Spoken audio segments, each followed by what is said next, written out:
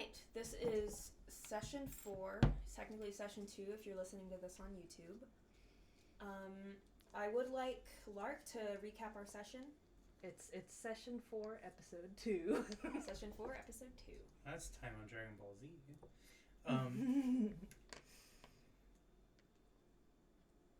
Previously on... What are we calling this? Our Constellation. Our Constellation. Our Constellation. I'm gonna have to lower the volume on that. Yeah, heart emoji. We started with Coriander having spent the night with Flask, and Gari, very against his will, spending the night with Sashimi, and waking up very early in an attempt to steal his gold, Sashimi's gold, and attempt to run away into the woods forever. Like never coming back. Like never coming back ever. He got caught. Yeah, he got caught. Sashimi grabbed him by the scruff and said, no. And then before pretty much anything could happen, Calavash ran down the entire dormitory, kind of just freaking out everybody before asking for help. By the way, just woke everyone up, barged into everyone's rooms, and then once he had sufficiently searched everyone's room like an insane person, then announced that he was looking for his brother. Important distinction to make. Something that could have been solved immediately if he had just asked. Once that very not mystery had been solved by Flask, everyone was what's the fucking word? Summoned. Everyone had been summoned by Coriander. Don't forget him. We're getting there. Everyone was summoned by Coriander to go to his quarters in order to get a medallion that would also act as kind of like a wayfinder for us, a tracking device that Gari did not like. But then a little beast came through the door, a tiny itty bitty little beast. A little creature. A little creature. A little mold spore, perhaps. The duplicitous mold spore. We were introduced to a very tiny giggle hen. The party had breakfast, completely ignoring Calavash. And then we were reminded again via our little wiretaps. Your badges. Our wiretaps. Our wiretaps. To go report to Calavash. We instead follow Coriander outside to the farm, where we saw more of the giggle hens. They're huge. They're like fucked Weird. up chocobos. It's like someone tried to make an ostrich using a chicken. They're hideous things. Hideous beasts. I love them and so there's much. an even more fucked up one named Raoul that immediately imprinted on Gari for some reason. Gari had a horse girl moment. He had a horse girl moment. And then Calavash called for us again.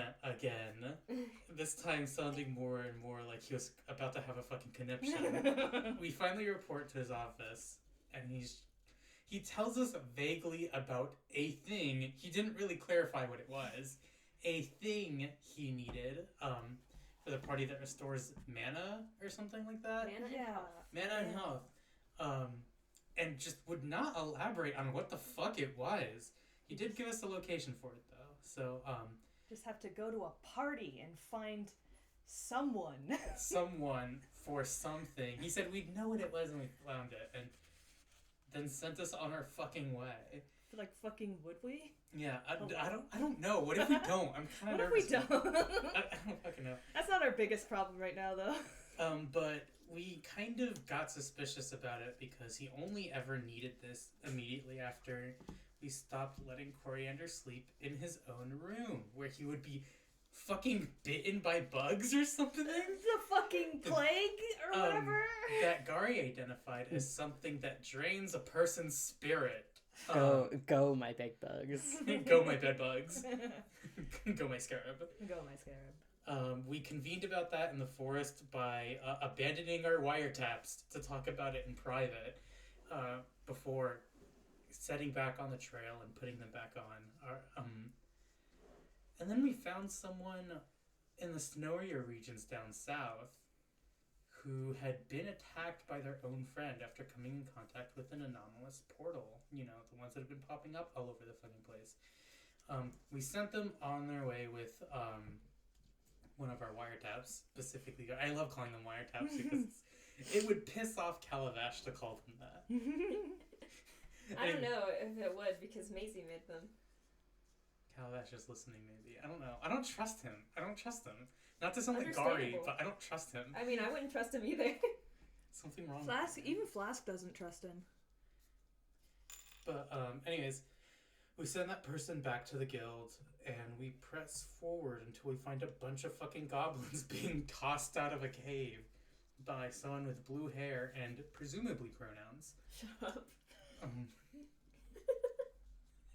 What the fuck's wrong with you? And when we come face to face with the assailant, we find that they match the description of the previous person's friend, who is claiming they want to be a cabin of some sort.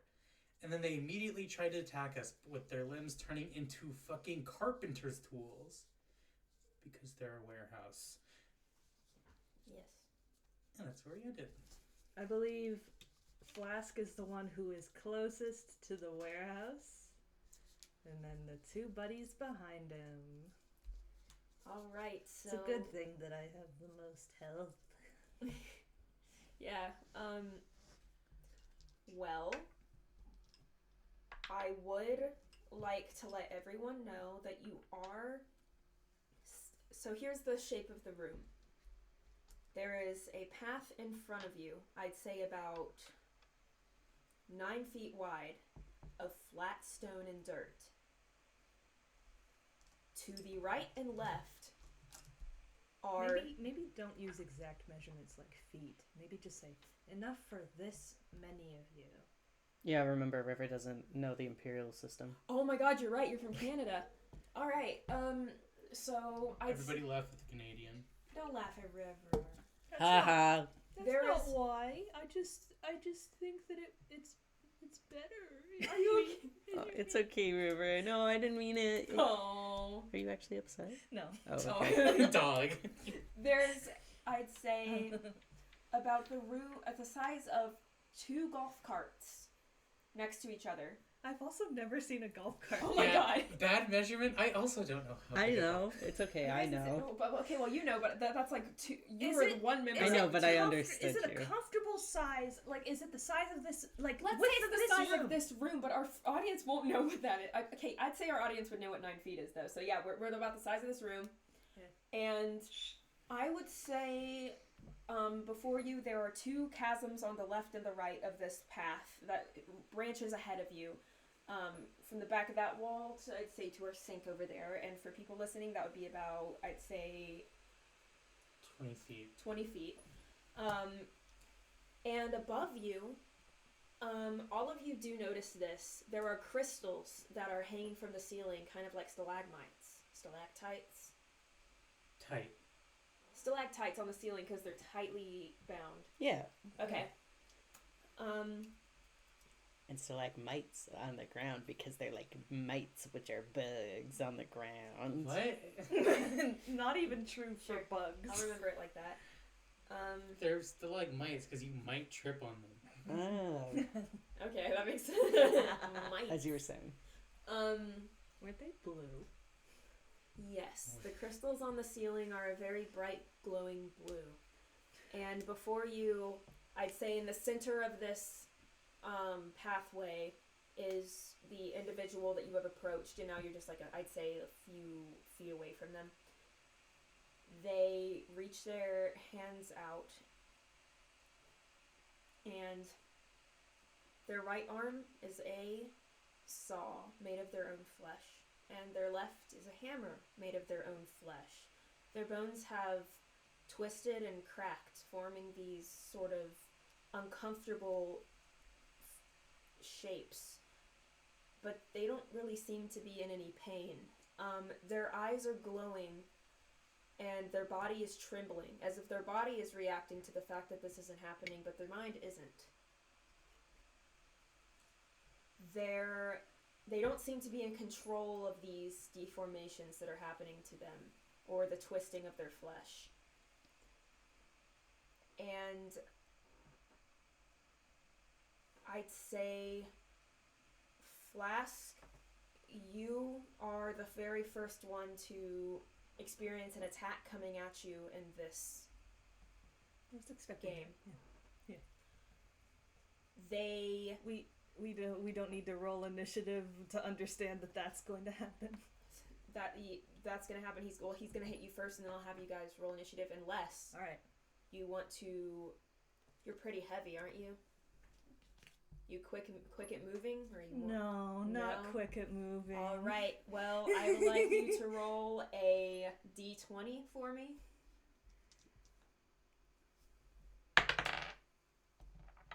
That's a 15.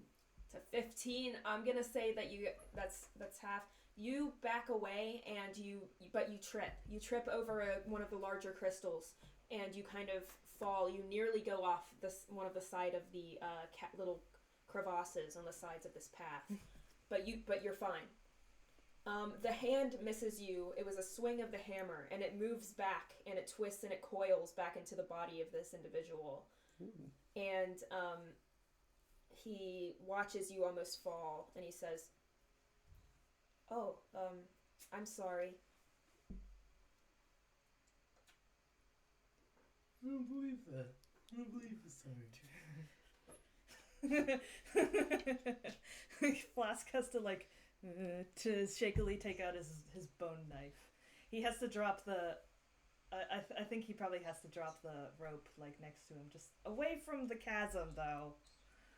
Everybody, for this, I'm going to have you. There's more of you than this enemy, so everyone roll a d10.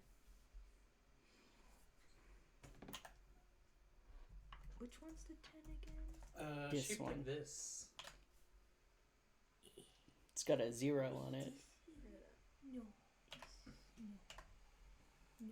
Yeah. This. Yes, that one. This one. Yeah. I got a 10. There's so many dice. I got a 5.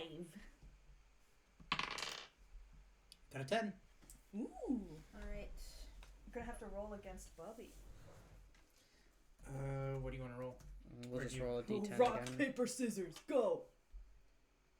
RPS? You got a 5, River? So, Actually, no, it's not going to work well over podcast format. I got a 2. 8. Okay, so it would be Lark first, then Bubby, then you. And then and then interspersed wherever the enemy lands. wherever the house goes. You got an 8? In the middle of initiative. Oh, our house. I got a 10, but I had to roll against Bubby because he also got a 10. Okay, so we're in Sashimi Fairy Gari, Sashimi Flask Gari. No. No. Gari's next. Lark. They then both me, got then, 10s and then River. rolled to see who is first out of those 2 10s. What is the order that we're going in? Me, Bubby, River. Okay, And then wherever the house goes. And whatever you want, wherever you want the house to be. all right. Me playing Minecraft. Wherever you desire. Why don't we just set this guy up with some Minecraft? We just get him a little gaming PC and he can make his house. You can't play keyboard or controller with saw and hammer hands. Well, that's you can just do it in real life. Just have him do the 1 block jump for the chicken or the 1 block vertical for the beef. I'll just put warehouse at the end, so we have this easier here. Okay. Well, Sashimi, what do you do? Ooh, first move initiative. Dun, dun, dun, dun, dun, dun, dun, dun. Should I swing at this guy or use one of my one remaining big spell slot to blow them up? Maybe avoid getting close to them. You're gonna blow them up? Yeah, bring them back alive. Let's blow them up. I mean, like, No, I remember that was the last thing you said Can last you- session, is take them alive. So like, Can you bring them alive like this? well, I don't know. you could get a little creative with your environment. I mean, I get to go first. Yep. So I doubt you would let me, even on a crit, one-shot this person. Well, I would allow it actually. What? Oh my god! You guys have to be on your best behavior. Your choices matter. What? So you best behavior. Oh my god. Oh shit. Okay. Then I'm not going to cast Ignition. Do you still have hope for this guy? Is the question. Yes, I do. Sorry, I'm like playing like the goody two shoes of the party. Lark was like, no. He's No, evil. I Kill don't him. care. He doesn't look. I'm not human. Sherma. No. Kill this guy. Bailiff. Feed him to the lion. Feed him the lion. Feed him the lion. I guess I'm gonna use one of my cantrips. I'm gonna use telekinetic projectile to I'm going to There's plenty of projectiles around. yeah. Stalactite time. Rocks, gems, stalactites.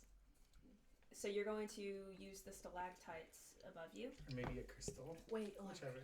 Huh? could you use telekinesis with the rope? That would require a cantrip called message, I think. What? No. What? Not message. What's What is- message? Message is a cantrip that allows you to transmit a message to someone within a certain amount of feet without speak. That's not telekinesis. That's Telepathy. Telepathy. Okay. Different thing. Oh, you Yeah, want yeah. to use the... I mean, You want to use the rope to grab the telekinesis, thing. like phantom hand grab rope. There is this. It depends on. Once again, this is a homebrew thing. So the question is, does animate rope exist for you? What are you using? Is animate rope a cantrip? Animate rope is a spell. Animate rope is a spell? That That's exists. weirdly you're gonna specific. Yeah, I was gonna say you're gonna. Are you sure it's not just If called it's animate? the first thing you thought of, it definitely exists. And animate rope is a spell in both Pathfinder 1E and Dungeons and Dragons 5th, 4th, 3rd, and 3.5. Then yes, it editions. exists. Okay, You're using fine. 5e spells. We're using 5e. Ugh, fine. I've never even heard of it. I haven't. I've either. also never heard of it. Google it, man. I Shit's believe crazy. you. Anyways, it exists. I was just throwing out an idea. Like, can you Animate use, rope exists. can you use telekinesis on rope? If we're going by 5e rules, then no, it would have to specifically be animate rope or animate chain. I can, however, dink this guy in the head. A telekinetic projectile. Fuck this guy. Dunk. But non-lethally. Mm-hmm. What do we do? Oh, great GM. Which dice do I roll? Okay, so you are. I'd say you're a long-time adventurer. How long has it been since you've kind of been in Dinks. combat? Oh, that's a good question. That is a good question. How long has Sashimi been out of the game? Because if he's been home, like, playing fantasy Fortnite, like, He's not fucking playing I wish he Fantasy was. Fortnite. He's not fucking playing Fantasy Fortnite. He's playing Fantasy Overwatch. alright, fantasy Overwatch. How rusty are you? Let's see. Last time he had even ever trained someone was probably...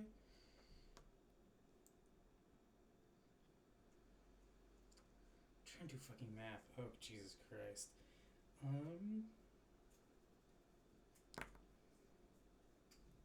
Maybe like 6 years ago, perhaps? A little rusty. Yeah. A little bit rusty. Last time he had ever done anything was when he was training his daughter.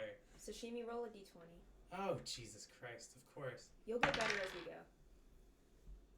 Hello, what? That's a nat 20. Ooh. You got a nat. Wow, you're still. nice. You still got it. Starting even though off strong. you're a little bit rusty. Oh, You we rocking still it. got it. I was just like, is that a fucking one? So No, you're- it's like that gay little insignia. You're aiming for. Where are you aiming for on warehouse? I was going for the knockout, so... You're gonna just not hit him in the head and probably try to kill them? No. No, No, no. but, like, Trying to knock them unconscious. Okay, well, you rolled a d20. You made me roll the d20. Yeah, no, you rolled a nat 20 on that, though. So you're going to spin... Okay, so I'm going to say you're using this rope... Can I take a... Non-lethal hit? I was gonna say it's just like, Are you somehow going to avoid you-know-who by critting on your first hit?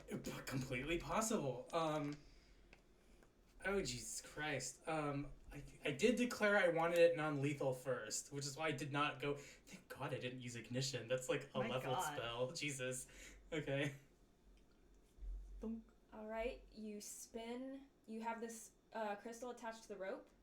No, I just pulled it off of the You ceiling. yanked it off of the... Okay, so you yank it off the ceiling and you go, fwum. You're like lightning striking this guy with this crystal to try to knock him out. The rope is on the ground. It's not involved. Okay, the rope's not involved. It was just an idea that I was throwing out.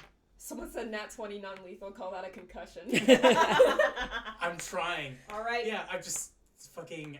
Not psychic, because it's not psychic. It's Sashimi. kineticism, but I'm psychically pulling it out of the fucking ceiling and knocking this guy in the head. The moment that warehouse watches you grab that crystal and kind of go up in the air, it reaches for you with a tendril of flesh that you did not see inching closer to your party underneath Flask's legs. And it kind of leeches up and tries to grab the crystal from your grasp. But with a d20, you manage to drop the crystal and you grab it with your tail, spinning and launching it right at warehouse. What the fuck? And you manage to still hit. Right into noggin. However, when the crystal reaches Warehouse's face, Warehouse extends its flesh outwards into the shape of an O, and the crystal flies right through the center. What the fuck? Ew! Ew! You This guy's made of slime. You see the brain in the center actually is Ew. still there pulsing, except now instead of a normal brain that you would see in terms of gore and viscera. Ew! In terms of gore and viscera, you see a glowing blue pulse in the center of this flesh. Right after the crystal goes through and flies through, it shatters on the ground, its glowing ceasing, and the head slowly, in a Play-Doh-like manner, melds itself back together. But it's a little bit different. It doesn't look like he can get it back the same way it was. It's a little bit uncanny. What the fuck? What is this? What the fuck? Ew. Gari is like like this. internally taking Don't like notes that. on that. But I will say, before our next person goes, and I will say that is Gari, there is a wheel that appears for us players. A wheel? What? We are going to be using a timed wheel. You have... You mean a clock? Yes. A timed wheel? Oh my god, that's the most insane way I think anyone A could... timed wheel? We're going to be using a clock. And this clock has 2 slots on it. Now that Warehouse knows that these crystals can be pulled off the ceiling and used, he is going to be trying to reach for those. He's stealing our ideas. You have 2 turns to use these crystals to your advantage before he will start grabbing them and throwing them at you. Now that its tendril has tried to reach for Sashimi, you see that it is on the ground beneath one of these hanging stalactites, crystals. Its tendrils are also looping around and melting, sort of, onto the floor. They don't seem to have the same ability as its head does. They look a little bit more tense, meaning they look to be vulnerable for piercing. That is all I will give you. So, Gari, what do you do? Gari's gonna try to shoot several of the the smaller, more weak-looking stalactites over those pieces of Warehouse's body to try to get multiple to fall and hopefully pierce. Can you shoot multiple times? I was gonna say, what are you using to shoot here? His gun of potion of explosion. He has he can rapid fire 2 shots. Okay, so these explode on impact? Yeah. Okay, you shoot at these crystals, attempting to knock them off the ceiling. They're way more fragile than you assumed they would be. Some of the crystals just shatter into dust. Okay, I guess that's my turn then. The clock goes down 1 dial. Donk. Okay, well, Flask is seeing this happen, and he's getting up off of the ground, and he's pulled out his bone knife. Not the giant sword on his back. He seems to have forgotten that exists. Is there a tendril near him? Like, Yes. yeah, it's like there was one like under his legs, and now he's on the ground. Yep. Now it's still under your legs. Okay. He's going to try and slash at that tendril, get it away. You're just gonna kind of try to cut it. Yeah, try to cut it with his bone knife. Okay. You slice with this bone knife. Do I need to roll? No. No. You slice with this bone knife, and you do manage to cut off a tendril, and the remaining of the tendril shoots back into Warehouse's body, like rolling back up, like when you press on a tape measure. It just shoots right back over, sucks back into his body. The part that you cut off shrivels and turns to dust. And does Warehouse react in pain? I imagine no, because he doesn't. Nope, Warehouse seems to be fine. Warehouse does not feel pain. Warehouse looks up at you guys and says, "Are you trying to hurt me?" We would prefer not to. All I want to do is become a cabin.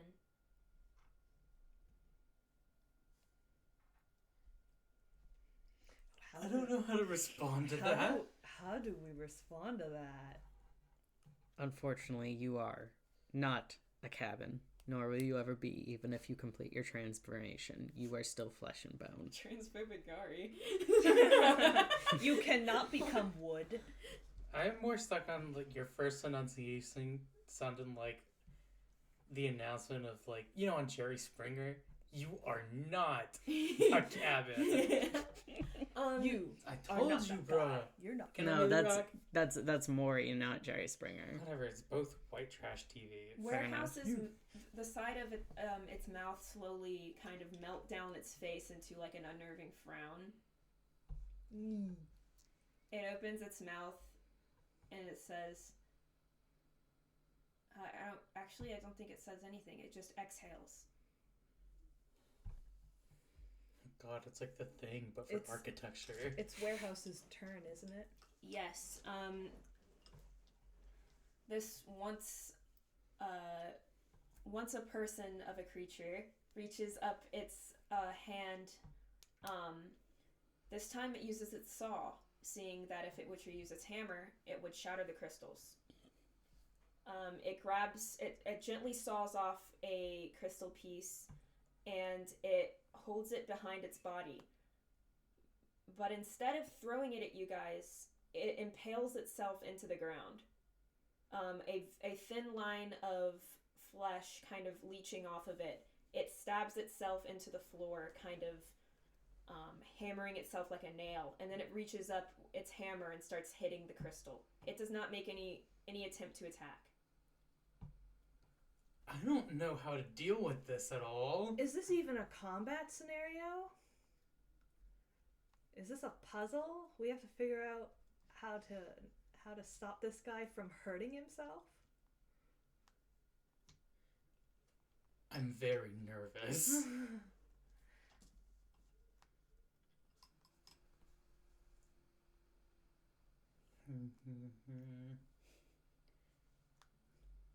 And Lark is thinking because Sashimi, it is your turn. That was the whole turn of Warehouse. I don't know what it's doing. Well, push comes to shove, it's a combat scenario when you know who is there. Whether you like it or not. So try while you can. I'm hitting you with the horse angle.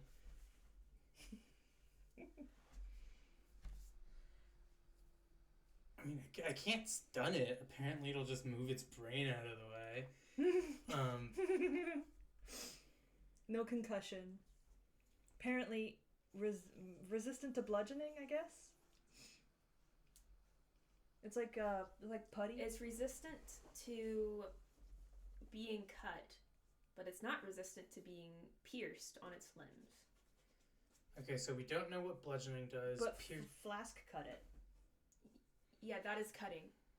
It's not... Piercing is going through it without causing its limb to be detached.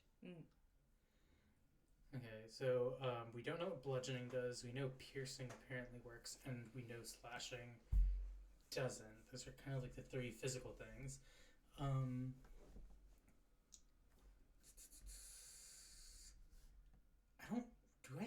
I would have to bite it. I don't want to bite it. You gotta stop putting things in your mouth. Why is that your first option? I'm a melee attacker. To bite it. Literally, my options are bite, hit, or slash. Don't you have arrows? No. Who in this party has arrows? No one has No arrows. one. No one has long distance attack. I mean, for Gari arrows? has gone. Flask has a slingshot. Well, not a sling. We decided sling. it was A sling. He yeah. has a sling. Okay. So like we all have ranged attacks, just none of them are bow and arrow. My first turn I tried to use telekinetic projectile. No, I did not throw it with my hands. That was a Levitating magical it. move. Okay. Technically. Spell. I guess if I use a stalactite rather than a crystal, it'll count as piercing. Yeah. Maybe. Let's try that again. Okay. I mean, he just pierced himself. He just kind of. He just kind of did that. Is it considered piercing if it moves everything out of the way? I don't know. I'll aim for its center of mass, I guess. What dice do I use? D20 again? Yeah, you're using No, actually, I'd say since you've proven yourself by rolling a d20, I say you can move on to. I would move you to d12. D12, got it. Ooh. 11. What the fuck Damn. is happening? Nice. You're Okay. cooking. Okay. I'm cooking. You will do. You're trying to drop this stalactite onto warehouse. Yeah, I'm shooting a fucking stalactite at it. All right, you shoot the stalactite above him. I'm assuming one of ones from the ceiling. I'm aiming at its center of mass, meaning like its torso or something. Okay, you drop it down, and warehouse is pierced right down the middle. It doesn't look like you got the brain, but he does look to be trapped there. Didn't it already trap itself to the floor? It could easily pull itself away if it wanted to. Now it can, I guess. Its body looks to be truly pierced, not having time to move away or make its way around the thing that fell onto it through gravity instead of just being kind of pushed near it, you know? Now that you've done this, Warehouse makes a sound of pain. Its eyes kind of grow less brightly. Its mouth opens. You can see the pierced crystal through its open mouth, as if the crystal has gone through the center of its head and through its lower jaw. Ooh. Why did you do this? Am I supposed to respond?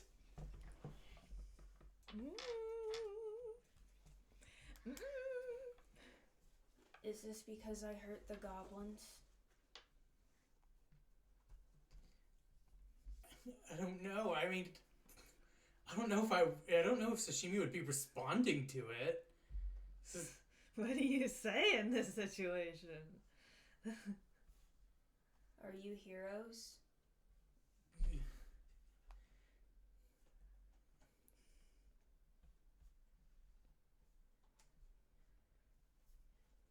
are you looking at me? Why am I the de facto speaker? You guys are like, for the audience, they're looking at each other with the most distraught and panicked expressions I've ever seen on their faces.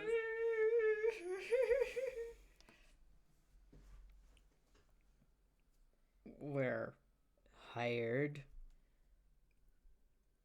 tired? We're here to help. You're here to help. There's no helping me, is there? We would like to try.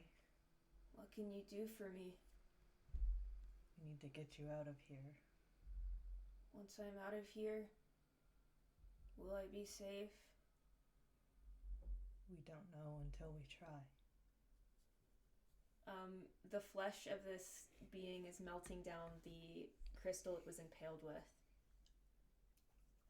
Its body is kind of sprawled throughout this entire cave, like if you microwaved a slime. Oh. Yeah. To get him out of here, you're gonna have to get a big old gum scraper. It's not dead? Like, it's doesn't not look to be. dying? We are fighting silly putty. Does anyone have a large jar that is not my fish's container? You know, the large jar every adventure party carries around. Yeah, you know. Where do we keep our rainbow dash? Shut up. Shut up. Maybe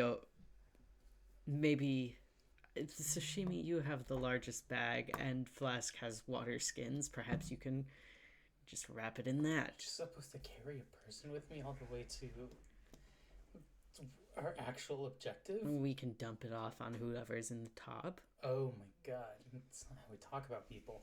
Can I have a question. Am I a person to you? I believe you are still a person, yes.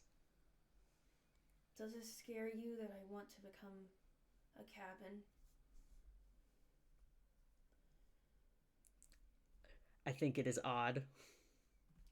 Did I kill my friend? No, Oh, you didn't. I guess I still have a reason to be alive then. The crystal around its body starts to glow, and you see the rest of its body kind of reacting to this odd glow coming from the crystals, as if its body is trying to turn into a crystal itself. He doesn't really react to it much, but you do see the flesh beginning to glow and crystallize. It looks as if he's slowly becoming the cave. Well, let's not do that. Told him that? Have you tried not doing that? Can you not? Can't be talking like that, white baby. Sashimi, do you have a shrinking spell? Perhaps we can just shrink him down and put him in a backpack of some kind. Who has a shrinking spell? The Out of person with character? magic. Out of character, 1, yes, there is enlarge, reduce. I 2, know, but, like, no, I don't have that. Who at this level? We are essentially level 1s. Well, then the man is going to become a cave. Man in cave. Man is cave. Man is cave. Man is cave. What do we do about man is cave? What do we do about man is cave? Gari's gonna like poke at the crystal with a boot. Wait. Well, maybe. Flask is like. I feel stiff. We'll perhaps wiggle around a bit. You can't just say that. But it's good to keep moving in this situation. If Flask's like comes forward and touches it, does it react? No, it does feel very cold though. Does the mouth even function as a mouth at this point? Nope, you just hear air coming out of its throat and its vocal cords seem to be moving. Can I remove the crystal from its head? You can try. Flask is going to grab the crystal and try and pull it out with both hands. All right, I need you to roll a strength check because this thing is lodged really tough in there, but I will just have you roll D10. I am a strong man. You are a strong man. I forget which one is the D10 again. This one? Yes. 9. That's a 9. All right, you dislodge this crystal with a disgusting Ugh. and there is a gaping hole Ugh. but there's no blood. Uh, And the flesh starts to kind of meld back together slowly. And this individual opens his mouth and says, "Oh, I thought I was to become a cave. Could I still become a cabin? Do you think trees can become cabins if they just wish hard enough?" no, they need help. Perhaps you should try standing. All right, this guy's flesh slowly starts coming back together before you, and it tries to make the body of a tree this time instead of an individual. It seems to have forgotten what it looks like. Trees don't belong in caves. I suppose not. His body slowly starts to become more humanoid again, but I'd say if one were to make a pig stand on its hind legs. Long pig. Long pig. You hate pigs. I hate pigs. Yeah, you're scared of them. Yeah, I don't like them. So how big is this mass? The mass, I'd say now, is about the size of... Shoot, what is something I could describe this as? A full trash kit bag? A full trash bag? Oh, itty bitty. So Yeah. he's small? Yeah, he's pretty small now. His flesh is coming together. There's a little bit more flesh around. You don't know if those are important parts. It doesn't seem to be. It's He's probably functioning fine. fine. Yeah, it's He probably seems to fine. be Are in- you sure we don't want to grab him some of the bits and put it I mean, against you the guys You- can do that. I do have a thing. You, I know, will want to grab samples. Yeah, Freak- I was gonna freakazoid? say, as we're doing that, Gari's figures he isn't needed, so he's scraping up like a bit Little into his samples. bag. Oh, Little samples for his science bag. Can I just scrape that up? Is there something I need to... You start scraping up little things, and you do notice that some of the tendrils that are now disconnected from Warehouse reach up, and one of them stabs you through your flesh on your arm. Like it pierces you pretty good, but it's the size of, I'd say, a needle, so it doesn't do a lot of damage.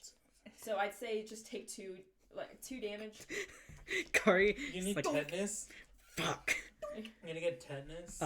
Gari swears, and then he's gonna, with one hand, he's gonna punch the tiny thing of flesh to try to knock it out. When you punch it, it turns to dust.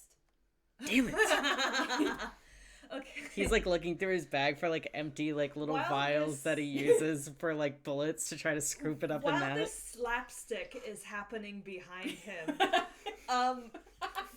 Flask is going to try and sort of shelter this person? ? Similar to how he's acted around the previous people that they've helped. He's put his knife away and he's picked up the rope and he's kind of trying to touch their shoulder and be like, the way out is this way, if you will follow. I walk. Yes. Can you walk? I believe so. And it moves a leg forward and kind of slinks forward like the elephant's foot. Ooh. That's good. Let's just keep going now. Take your time.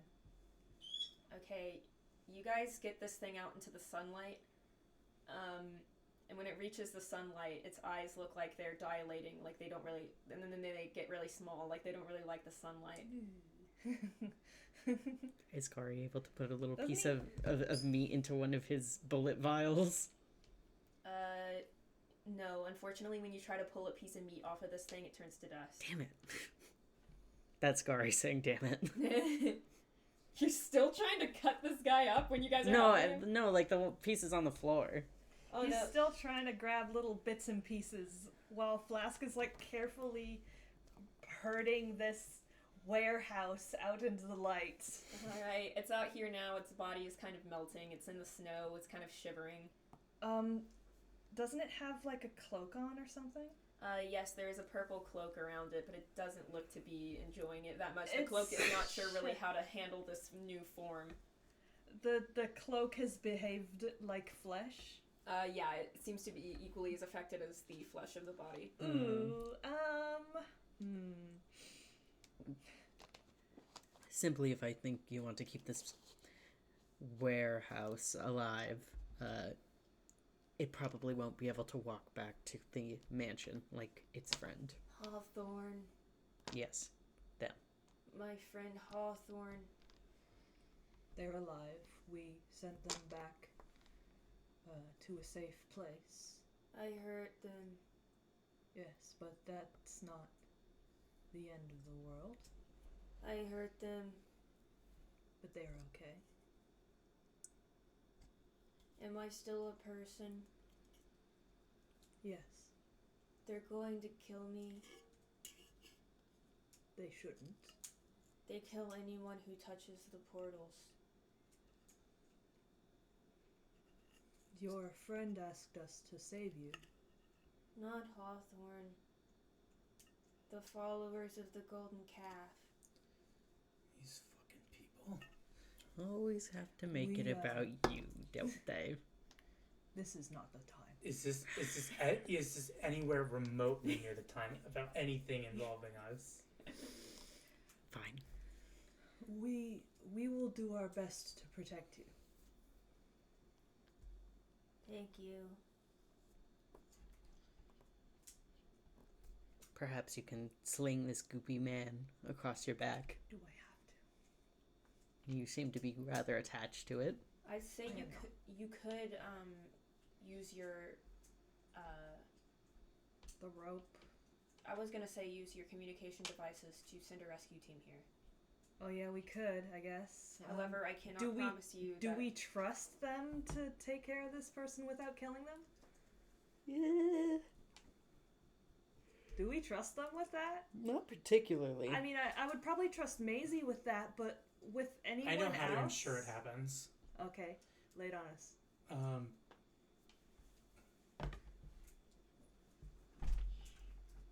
I'll take my diplomacy skills at it. I'm going to signal the. I'm gonna take my badge and open communications with it once again. Beep beep. Hello? Anyone there? Preferably the nice one. You hear the noise of a soft little clicking sound, and you hear, "Hello." Who am I speaking with? That doesn't really matter, does it? Yes, it does. Who is this? What? This is Calavash. Huh? Is he drunk? I don't think it matters. Listen to me, and you're going to listen well. I'm listening.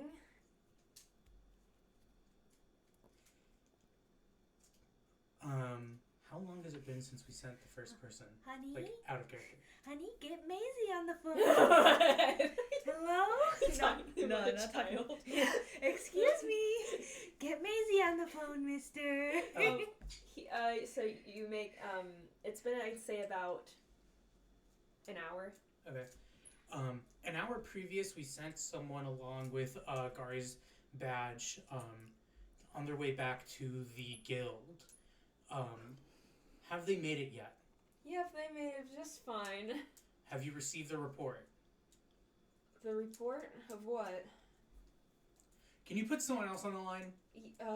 Yes, yes, I'll do that. And then, there's a few seconds, and you hear What is he on? another clink, and you hear, Hello? Oh, thank God. This man's on salvia. the nightmare drug that was sold at gas station. This man thinks he's the letter H right now.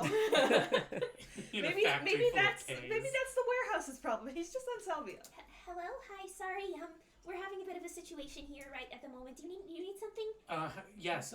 Previous person we sent along, they have reported back to the guild. Have you received their report from them? The report. They got here and they passed out. Okay. I gave you enough information last time to let you know that we were attempting to find their friend. We found them. Their condition is currently anomalous. I need to guarantee that if we ask for a recovery team to be sent to my current location, that they will be rescued and taken back to the guild unharmed. Can you guarantee that? I will. I will guarantee that nothing will happen to them that hasn't already. What's going on with them? That's the thing, we don't know. So They think they are a cabin. they're Medication. dog. What do you mean, dog? It's time for my meds. Intermission. No, they're right over here. Continue talking.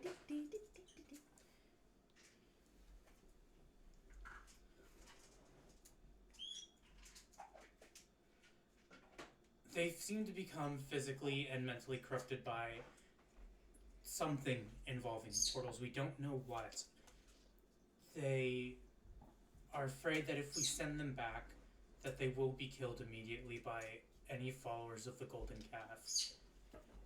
Oh, there's no followers of the Golden Calf around here, from what I know, except for the gnolls. But from what I've seen, the gnolls haven't been around lately. They seem to be up to something. Okay, well, Comforting. Good and bad. send a party to this location. If we return and they are not kept well, I am destroying the item that Calavash has sent us to retrieve. He sent you to retrieve an item? Yes. Oh my goodness. I'm sorry. He said that he sent you on a little vacation trip. Well, he is lying. We are on a recovery mission for some kind of mana and health regeneration item. Okay, I guess some communication got lost. Okay, I will send a team right over. We do have someone who was going after a dragon, but they didn't find it, so I will send them over right away. Oh yeah, we can trust Twigs with Cabin Boy.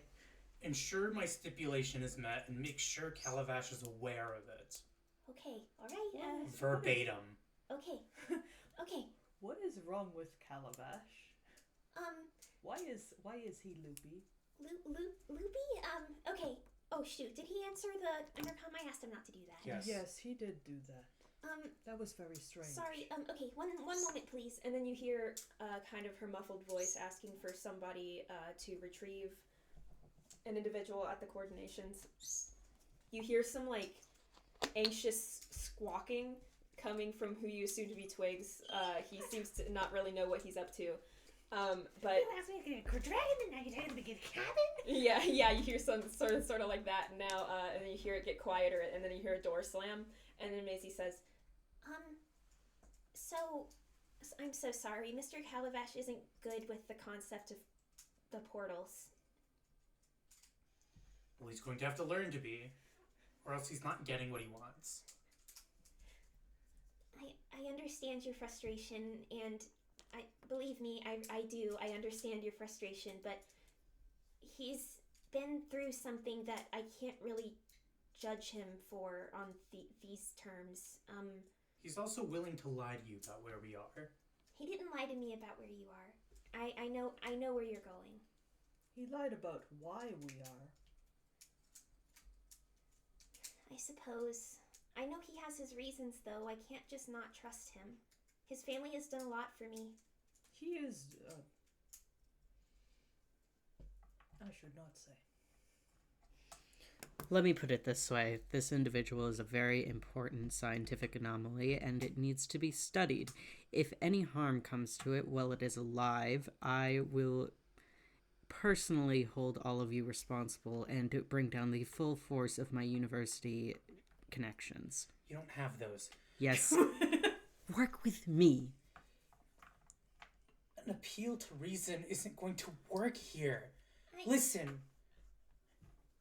I'm not asking you this as a business person. I know you haven't known us long, but I'm asking you to trust us as... No.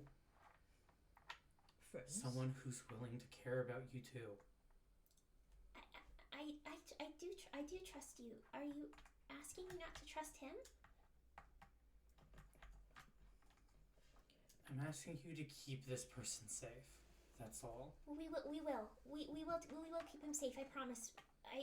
Also, To the best of our ability, you do have to understand we aren't experts. well, he responds well to positive affirmations. As you're talking, Flask, this creature is kind of like inching around you like an octopus, like hit your leg. He's like hugging me. Yeah, he's kind of getting close to you. He kind of like feels kind Flask is like gently petting him and like Oh keeping him. no! He's keeping him warm. He's Mitty. Oh no, Mitty! Mitty from shoot, what was that anime called? Made in the Abyss. Made in Abyss. It's okay, Mitty. You'll be okay. Yeah, Flask is trying to keep this guy warm because tiny elf in the snow looks cold. Forgot he was an elf. Large. He was an elf. I'm not sure what he is now. But yeah, Flask is like shielding him from the cold wind. You hear the sound from Maisie's end that sounds kind of like a copy machine, and she says, Okay, I'm also like Flask is like probably leaning into to Sashimi's like communicator things like bring a warm coat as well. He seems very cold. okay. I'll make sure that happens. What is your name? He was asking the cabin boy. the cabin boy. He kind of like he's kind of melting farther on the ground. He says, "I don't remember." You remember your friend's name? He meant a lot to me.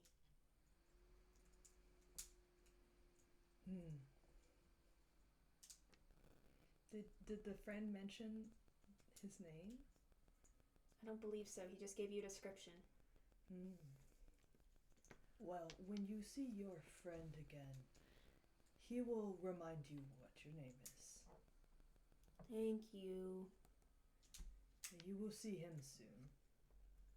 I hope so. You will.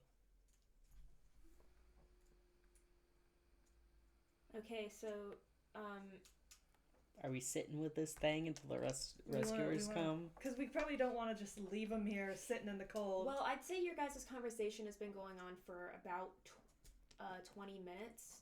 Flask is like, hey there. Petting him.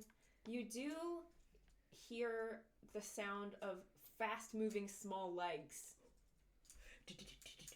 Giggle. Yeah, you do hear. Yeah, and on the back of the beast that you know well. Is it my boy? It's not Raoul, unfortunately. Damn it. But it is a giggle hen, and on the back of it is Twigs with the largest, like, terrified eyes in the world, and Twigs like does like a flip off of the giggle hen. Does Twigs have a second giggle hen? He's only one giggle hen? Well, behind him, the giggle hen is carrying a small little like roller where you Like a cart? Yeah, a cart. He's holding he's like mush. Yeah. Mush. Yeah, and Twigs does like a little small flip and goes, You guys are closer than I thought you'd be. Yes, we got sidetracked very quickly. Thank goodness, I didn't think this thing would make it up the mountain. That is a good thing. and then like he like runs over to he like kind of looks around and he goes, Where is he? This is him right here. He is not well. He needs help. You! Be nice to him.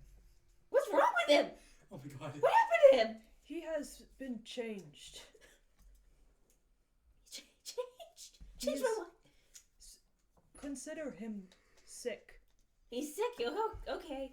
He is not well. He needs help. Okay. He is not contagious, though. Well, very much. We would all be cabins if he was contagious. Cabins? He believes he is a cabin, but he is not a cabin. Maybe one revelation at a time. Oh my god.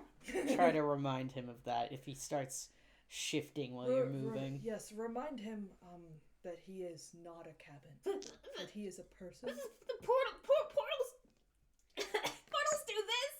And we're working with portals, and that could happen to me. Could happen to anyone. Oh Oh my god, I don't want to be outside anymore. I'm gonna have to lock myself in my room. Perhaps before you lock yourself up in your room, you will take this one back to the mansion. Yeah, I'm gonna take it back. And he kind of shakily grabs this thing with his little shaky hands and pulls, and like the body moves like taffy. And he goes, ugh. And it's warm. You have brought something for him to wear, yes? Mm-hmm. And then Twigs kind of like stumbles behind the giant cart and pulls out a big fluffy blanket. Okay, good. The Flask is gonna help him drape the nice fluffy blanket over him. It's nice and warm and cozy. If anything happens to this thing, I'm exploding into several large chunks. We need to You guys have already imprinted on warehouse? Yeah. We need to save Mindy at all costs. We have already lost one Mitty. Okay, so you guys you help Twigs get this creature into the back of the cart. Yeah, Chili's beeping over there. Wild bird ambiance. It's the giggle hen. It's the giggle hen. Yeah, and the giggle hen kind of leans down and like its chest opens up and kind of like a tongue reaches out to kind of lick it, and then Twigs goes, "No, don't lick it." And then he like kind of like ties the sides of the blanket around the top so that he won't slosh out while they're going back. He's all like cozy. He's like the pharaoh. Twigs turns to you and hops on the hen and gives you a salute and goes, "Thank you so much for this experience." I think it is better than burning to a dragon. Yeah. Remember, portal safety is important. He's like grabbing the giggle hen. I am sure it is fine if you stay on the roads. Okay, I'll be fine. I'll be fine on the roads. About the Probably. dragon. And then he like pauses and he goes, Did you find it? "Oh no, I'll tell you guys when you get back." Okay. Yep. And then like he moves the giggle hen and points. Chilibird thinks Twigs' voice is me screeching at her. The giggle hen slowly turns around and it opens its chest and goes, and then it starts to travel away with Twigs and Warehouse in tow. It seems that I, for one, can't wait to have one of those things of my own. you guys are all just traumatized. Gari's like, what an animal. What a magnificent I just realized cheese. something. If I make Gari in The Sims, I have to give him the animal lover trait. I never realized that before. He loves animals, but only if they're freaks. Only the fucked up ones. God, I wish The Sims 4 had fish more. He would love an old. We managed to get He'd out of love that an encounter ohm. without drawing any blood. Well, I mean, when there is no blood. There's no blood. We didn't draw any blood. Well, that's because no one here has a pencil. You're so funny. Also, pens are also drawing implements. Well, I saw you with a pen, so I didn't say pen. And jackass. So, are you guys continuing your trip? Yeah. I mean, we came this far. I mean, I need my bargaining chip. I suppose it is very strange to go on after seeing that. I have not seen anything like that before. You'll get used to it. Should I? I think growing numb to seeing things like this is not good for you. Yes, I feel that is not a good thing to get used to. You see, that's what you think, but when the horrors come back, who's going to be mentally stable and not freaking out? I would not consider you, I should not say. I'm going to choose to ignore that. You guys start to head into the cave, and Wait, Is the cave how you get up the mountain? Is the cave how you get up the mountain? Yep. But I thought there were two paths. There are. You guys went through one path, and you got to this individual. The other path, I'd say it kind of goes forward, loops around into two parts. Okay, so up. it's a fakey. You guys got a fake choice. Fake choice. The illusion of free will. The illusion of choice. Hey, I Someone have to post a picture of the pee. cow. while we're going through this cave, do we want to check out the crystals? Like, what's up with the crystals? Yeah, you guys can check out the crystals. Bubby is going to take a break real quick, but Okay. Flask is going to kind of pick up one of the pieces of crystal, and he's gonna kind of look at it like. Is there like something you can do, like a recall knowledge to know what these are, what they do, if they're resonating, any sort of So thing? okay, so since you are Flask's examination is not nearly as scientific. He's just like, Flask, I will have you. You're not really kind of like aware of the types of crystals these are, so I'm gonna have you just roll a d20 real quick, see if you can like pull up any knowledge from Scrimshaw, since you're not from this maybe continent. some pirate treasure. No, that's a 2. You got 2. All right. So from your deduction, you have found out that these are blue glowing crystals that live in this cave. So Interesting. yeah, that's a lot of good knowledge there. Strange. Very unusual. I know all about this. And Sashimi, I will have you roll just d10, just to roll d10. Okie dokie. Is that a 6 or a 9? This is 6. 6. You know about these crystals. They seem to be pulling mana from the ground, which gives them their bright blue glow, similar to how the mushrooms were. You do understand why this might be. You are around a lot of wilderness where there are rumored to be Fey portals, not terrifying portals, but entries into the Fey realm. I mean, Fae are also kind of terrifying in a different way. True. Yeah. But they're not the turn you into a house uncontrollably for no reason. For no reason. These are not The edible. Fae do it with For like giggles. for giggles. For There is a reason, not a good one, For funsies. but it is a reason. These crystals are not edible, but the mushrooms are. You still have those, I believe. Can I roll to eat the crystal? I have I'm not doing that. Well, actually, I'd say they are edible in a certain form. What the fuck? Is this salt? Are these mana salts? Can I lick it?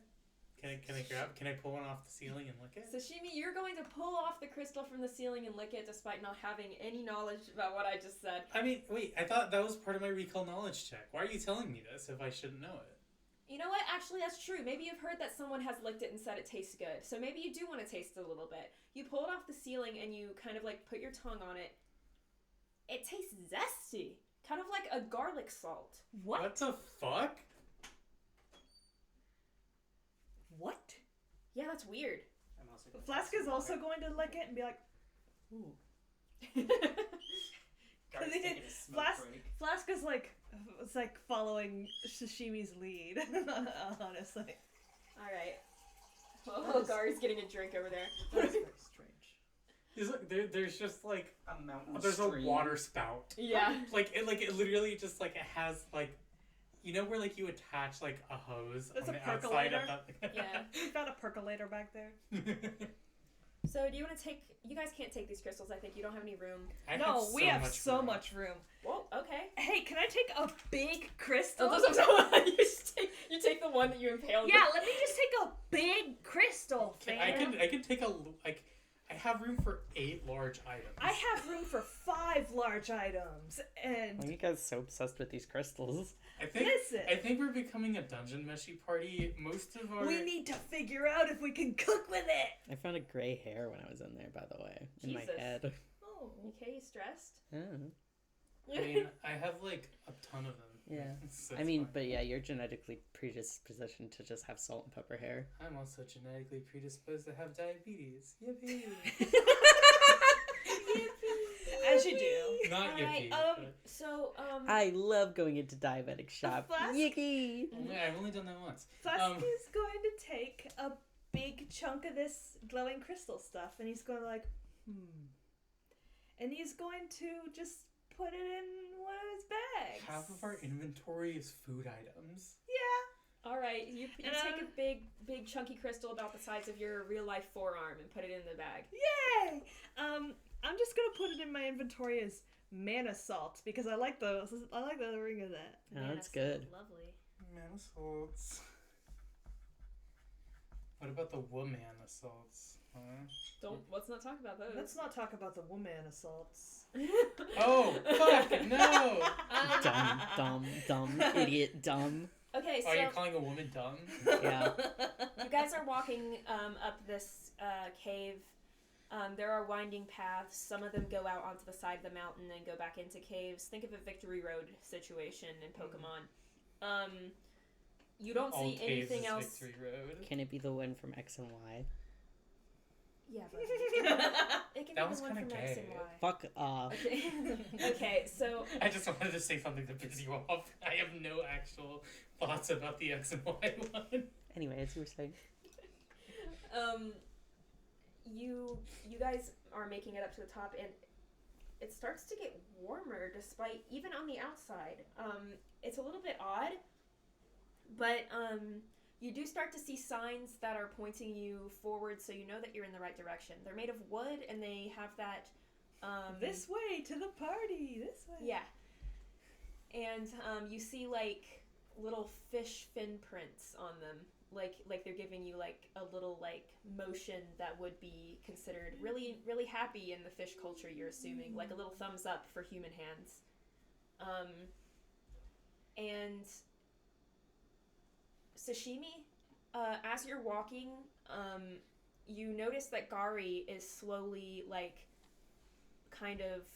Gari's Is behind. he also turning into a cabin?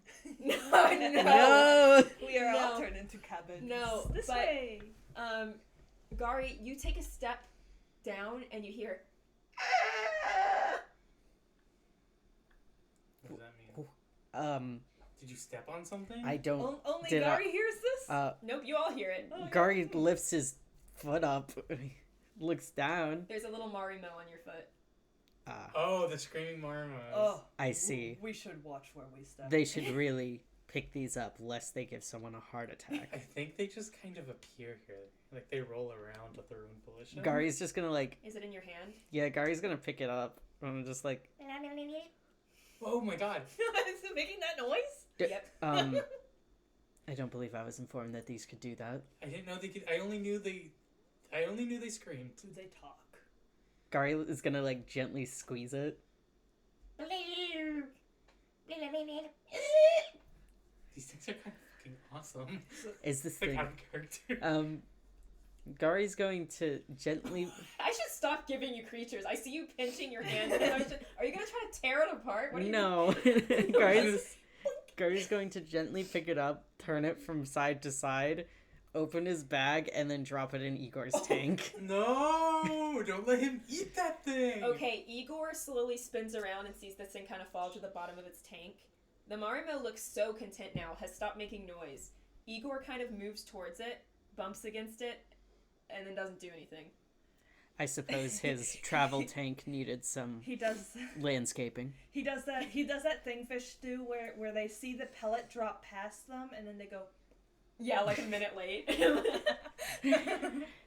Yeah, I suppose Igor's travel tank did need some landscaping.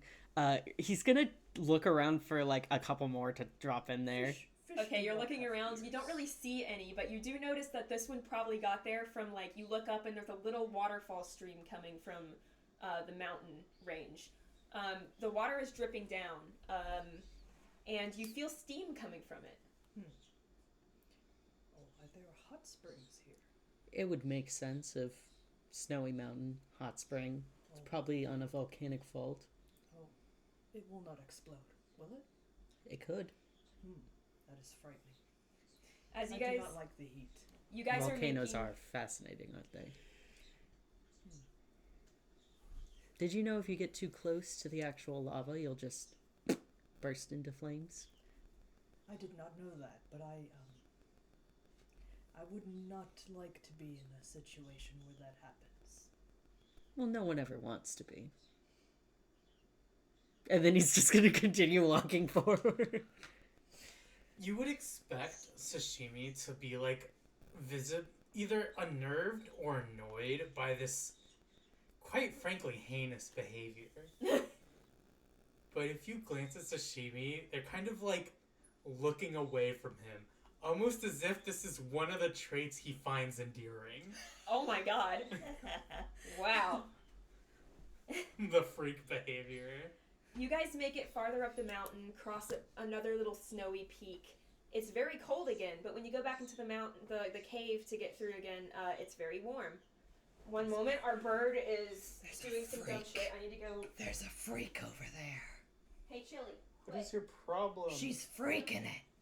She most certainly is freaking it. She Who's is Freddy Freaker? The Freddy Freaker. Freaker.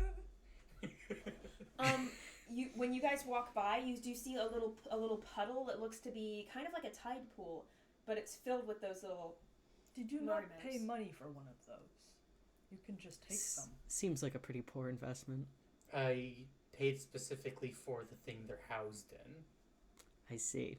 Well, That makes sense. I suppose it wasn't a complete waste of money then. Well, the thing is, you got a really tiny one, Sashimi. These ones are kind of fat. The ones in the tide pool, they are plump, and they are about the size. They range from the size of a fist to the size of, I'd say, the when you roll the base of a snowman as a child. Holy shit. Yeah, they are big, and the big ones are going like kind of a little bit deeper. Gari? Do not touch those. Gari's already going to touch one of the big ones. Do not touch. Gari, I If have it- to see how loud it screams. We do not want to find out how loud it screams. If it screams loud, if it screams louder than an average person when it is as small as the one you picked up, this one will rupture not your eardrums, your organs. Do not do that. do you touch it, Gari? I prefer. Gari is instead just gonna take one of the. Tries, Flask is physically bodying him out of the way. Gari instead If is just gonna. you touch it, I'm casting silence. Gari's instead just gonna pick up one of the slightly smaller like than the fist. apple-sized Yeah, the ones. apple-sized one, You pick up an apple-sized one, and it goes. "Bah." and then he's just gonna drop it in Igor's Dude, tank. these things are fucking awesome. I'm sorry. Like, out of But character, when- these things rip. When that one makes that tiny noise, the larger one goes. And it's a deep bass note, but it does kind of carry. Kind of like that, yes. Yeah, so it doesn't screech loud. It seems the bigger they get, the less high-pitched and loud they are. Which is probably why you were sold a small one. So it doesn't fucking... So it makes the loudest noise, and it's carryable. Interesting. Can I touch it now? I suppose so. Gari's gonna. Gar, you touch it, Did you bap it? Yeah, Smacked it. he bapped you it. take 1 damage from you get burned because it's covered in steam. Ow! Alright, 17 HP. You're just losing HP for doing dumb Yeah, shit. he very- starts with 20. It's so- very on brand for him. Just you being yourself is more dangerous than encountering a warehouse. That's not the first time I've been told something like that. I believe that. Is that what we're calling them? A warehouse? I have heard of werewolves, and A warehouse already exists. It's a house. I don't Or you- know if this would go over your head, but it's called a joke. I don't think you were joking, were you? there are such thing as warehouses. You guys are the Triforce of autism. You guys come together and make the radioactive kind of like energy. We are plutonium. Your autism. We are plutonium. Minecraft. We are Minecraft. You guys make your way up, and suddenly things start to get a lot brighter. You start to see little ice sculptures of koi fish and what look to be the little maramos that were chiseled with such care. And inside of them are small glowing lanterns, and they make a really beautiful icy landscape. 1 second. I'm so sorry about our bird. I don't think she's picking up on Mike, but however, we have to hear No, it. I had to hear her on mic last time. Oh my god, really? Yeah. Maybe if you just like bring her over and set her on the table. No. No. No. That's awful. That's I'll a just horrible sit her idea. out here so we Then she'll be even more audible. Okay. Oh, she's getting long. She's Okay, gonna she's try and fly over here, honey. It'll be fine. It'll be fine. If she flies over here, I'll just put her back in her cage, and then she'll be too tired to make noise. Yeah. Fly, my scarab. And you do see some koi fish standing at the front of what looks Is to it- be a is it- large ice gate. Is it cold outside since there's ice? Yep, it is cold. Yay! And you see a big icy sculpture sign that says "Welcome to Koi Cape," and it's covered in some. Cape Koi.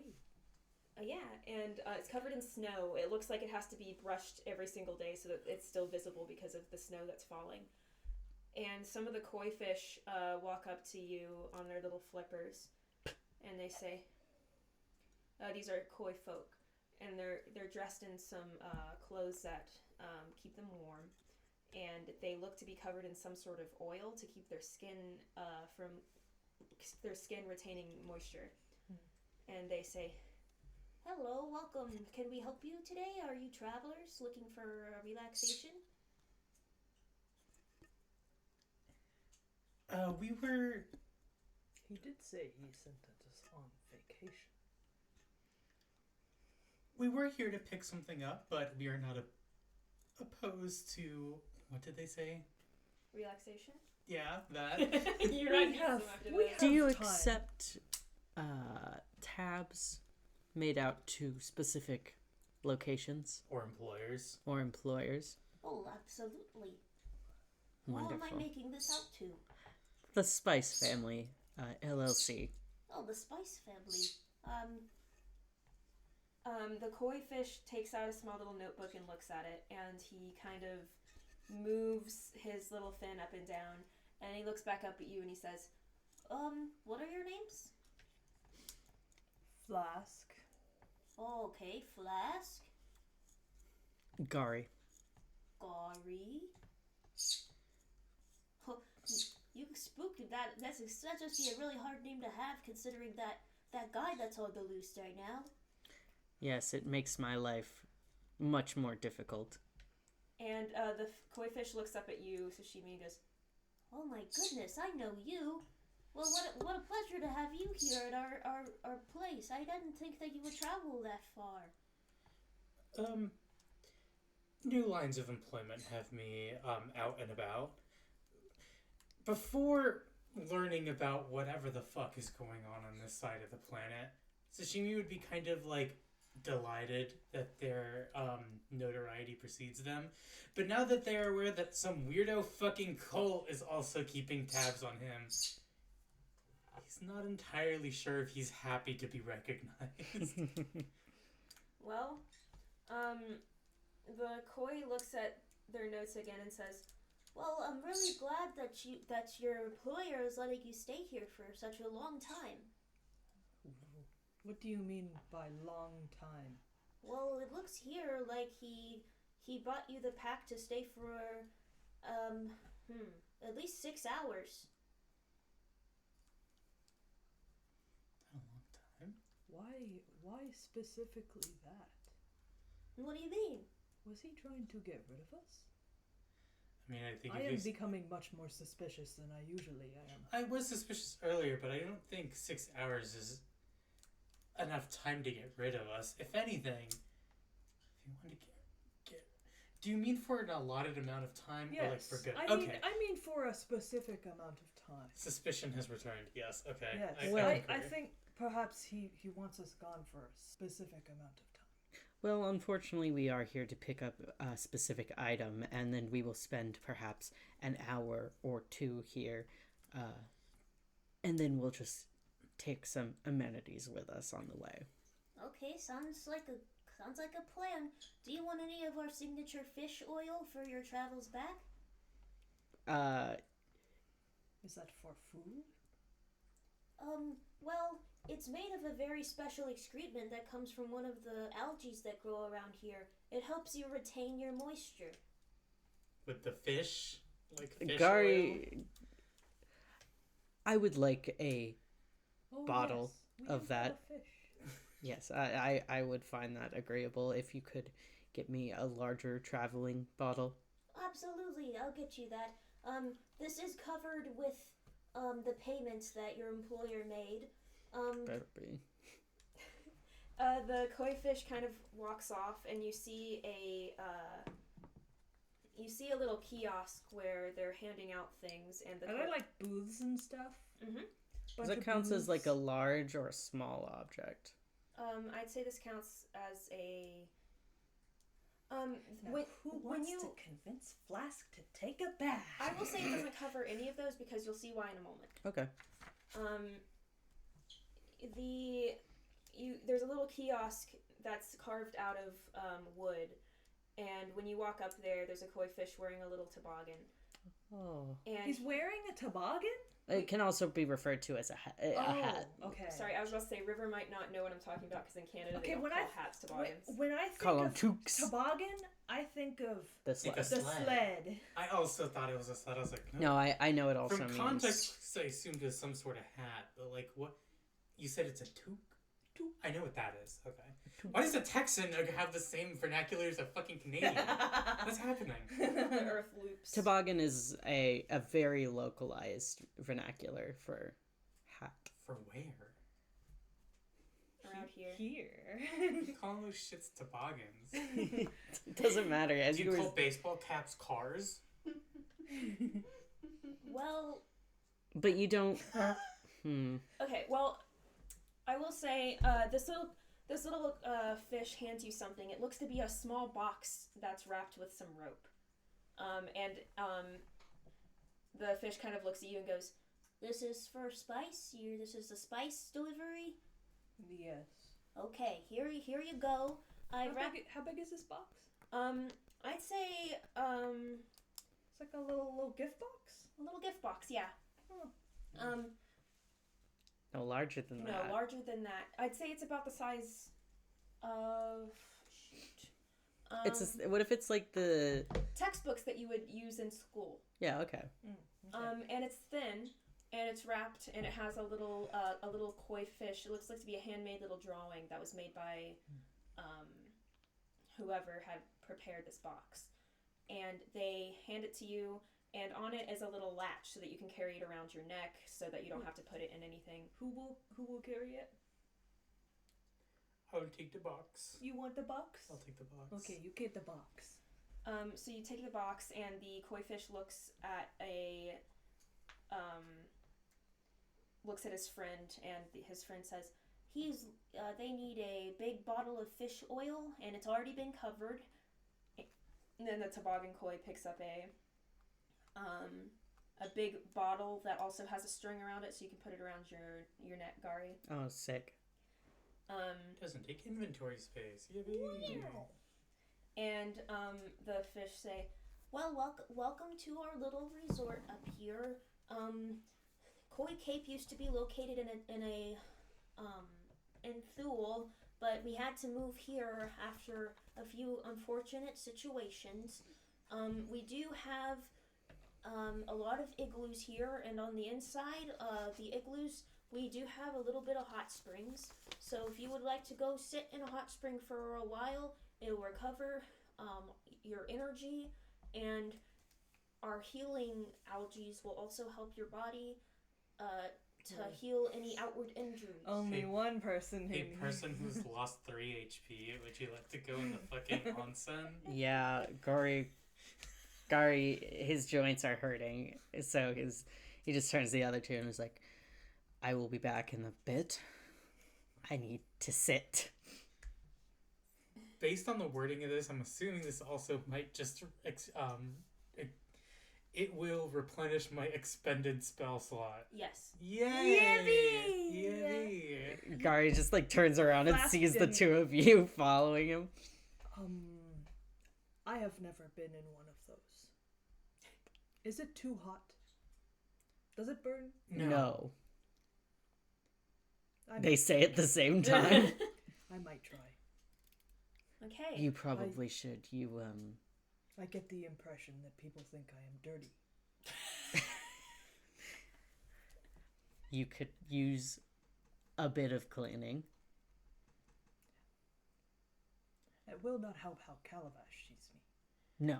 He thinks I am dirty regardless. Do we care about Calavash very much? No. However, the small gnome woman might see you as clean after, if you care about her opinion. I don't know if Coriander will care, but Coriander needs to come I don't think Coriander's actually. I think Coriander's makes you look clean already. Actually. You should probably try it though. I will give it a go. You guys crawl, like, you have to kind of crawl because you guys are very tall. The Yeah, little koi very fish are large. kind of tiny. They notice that you're trying to crawl into one of them, and then one of the koi fish run by. She looks familiar. It's the vendor that usually comes by. And she says, Oh, you don't have to go into the small ones. We have accommodated larger igloos for those of you who are bigger. Oh. I'm glad you mentioned that because I feel like Sashimi wouldn't have attempted to like duck into one. He would have hit his head on the oh, bonked his little head. Yeah. He would have bonked his noggin. Your horns leave a little bit of like a scratch mark on the Oh wood. shit! So this lovely koi lady with bubble koi eyes kind of leads you to she leads you to a Do her eyes do the fucking wobbly thing that those... Oh, wait, no, those are the cheeks, not the eye one. Never mind. I'm thinking about the other one. Sorry, I'm thinking about the freak goldfish with the big cheeks. She does have big cheeks. Do they do the thing? No, she doesn't have the bubbles in them, but she does. okay. They are kind of plump. Okay. And She's got chubby cheeks. Oh. and she takes you to a larger igloo, and she kind of helps you go inside. Inside, the steam has kind of like mixed with the colder like steam of the ice, and it's a nice like temperate temperature, not too cold, not too hot. It is very humid, but when you step into the water, it's the perfect temperature. I'm hearing that like weird noise that plays in a mori when you eat food, you know. Dun, dun, dun, dun, dun. Would you like to go to hot springs with your friends? Do we have to like? What's the clothing policy here? By the way. You guys can either go in with your clothes or you can take your clothes off. I mean, Gari is gonna get naked. Naked?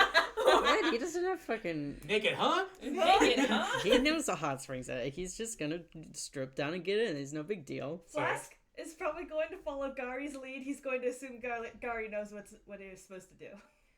Okay, you guys are just getting naked. It's a hot Sashimi, what do spring. you- We're not fucking. It's a hot spring. Who gives a shit? I'm sorry, this is the first time you guys have seen each other naked. I just assumed one of you would have been like, well, is it okay if I do that? You guys are just stripping. Nah, I mean, It's an onsen. It's fine. Gari is... I mean, the thing is, Gari probably, like, has a couple cousins who are koi folk. Oh, yeah, okay, you know what? Yeah, so you just know how to do this. You guys follow, Gari's lead. Flask is not bothered by people seeing him naked because, like, he's lived in really tight quarters with other men before. Sometimes that just happens. You You just gotta probably deal have, with like, it. he's probably just ripped tou- off the armor of people and seen them Just naked. touch butts.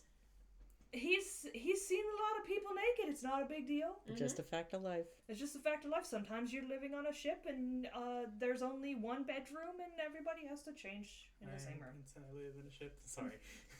You guys step into the water. It actually is so deep that there's a shallow end and there's a deeper end. And in the deeper end, Flask, it goes up to your neck. Nice. Flask is going right to the deep end. All right. He's going to submerge himself and he's going to look like a capybara. I was also gonna do the same thing. Well, like you soak a towel and then you put it on your head. Yeah. when you go under and you come back up, you have a little Marumo on your head. Oh. Oh, I was gonna do something, man. I was gonna go through my bag and put an apple on your head. You can still do that, but There's already Marmo. It's fine. That's better than what I've got. and when you guys are just cozy and you're relaxing, I think it'd be funny if Gari did like fully submerge underwater and just sit there for like a worrying amount of time. oh my god. Well, the thing is, he can breathe underwater, underwater. so it's like for I don't know, probably I think can Sashimi probably just breathe under. I could probably just breathe under because both his parents are also fish. So Flask can't breathe underwater, but he can hold his breath for a while. Flask. Are we a fully marine capable party? I mean, I'm a seal. What do you expect? I think we're a fully marine capable party. that's kind of crazy. We didn't even realize that. I guess We it's just kind of naturally... the undrownables. That's what we should have called ourselves. Undrownables. That's so haunting. I am resistant to the bends because my bloodstream is built to store... It also means you probably can't be poisoned by like gases, because you could just hold your breath and then chill. Yeah. Gari can't do that. We can't. Obviously, we can't. Yeah, it Like, just goes right in his gills. Flask, when you step in the water, there's like a cloud of dirt that comes off of Yeah, Oh. I imagine Flask, like, makes the water a little bit cloudy. you. But when the cloud of dirt appears, the Marimos start to like twitch and pulse, Oh, they eat it? and they're making the water clean again. They're eating it. They're like Filters. bivalve. It's probably also like bivalve. not Bivalves, stagnant I believe. water. It's like flowing. Yeah, it's So going it's- in and out of some rocks. So it's like the cloud is being eaten by Marimos and carried away. yeah, I'm sitting upstream from you because it's looking gross. Gari's underwater when that happens, so it just hits him square on before it Ew. dissipates, and then he has to be cleaned, and he's just. Flask is just surrounded by That shit's in your Marimos. gills, bro. He probably gets out of like he pops his head back up and like tilts his head to like try to like flush his gills out. That's disgusting. He probably grabs one of the Marimos and just presses against his gill. But once you guys have like filtered it out, you guys are really relaxed, and your HP, mana, and spell slots are restored. Nothing has changed for Flask. Not a magic caster, has not been hit. But now he's clean. Did not take any damage. Despite saying you'd stay for 2 hours or so, you do end up staying for at least 4 because you are so zen. This is the nicest place you have probably ever been. Gary fell asleep. Not my character and also a DM ruling, but can Flask get like 5 temp HP since it's the first time he's been clean in years? Actually, It gets bonus HP. yeah. Only once. Only one. You're giving our tank bonus HP. Because it's funny. He deserves it. We're not gonna fight anything on the way back. You're losing We're because gonna the next run time we go to in- sleep. We're gonna That's how temp HP works. we're gonna run into that dragon on the way back. Oh, 5 extra HP will help you against Yeah. the fucking dragon. HP total plus Um, 5. Base plus 5. I'm gonna say that your guys' experience in the like 4 hours you've stayed in this this onsen has made you guys bond a little bit more because you guys have noticed smaller things about each other, like how Like how we've seen each other naked. yeah, and how Gari will sometimes like preen his gills when he's bored. You probably already knew that Sashimi is. Sashimi, you guys notice that sometimes Sashimi will like rub his horns on things to kind of like dull them down. You will see that Flask sometimes falls asleep mostly submerged in water. Oh, like with the seals, they just kind of float there. Yeah, Have, like, the yeah, seabeds. Yeah. Yeah. His nostrils are like a seal's in that they can close shut. Aww. So I cannot smell it. he does not get any water in his nose. As you guys are resting in silence, you do hear some of the Marimos. You realize why people may come here other than the hot springs, and it's because the Marimos sing. Oh. They make small little chirping noises. They go.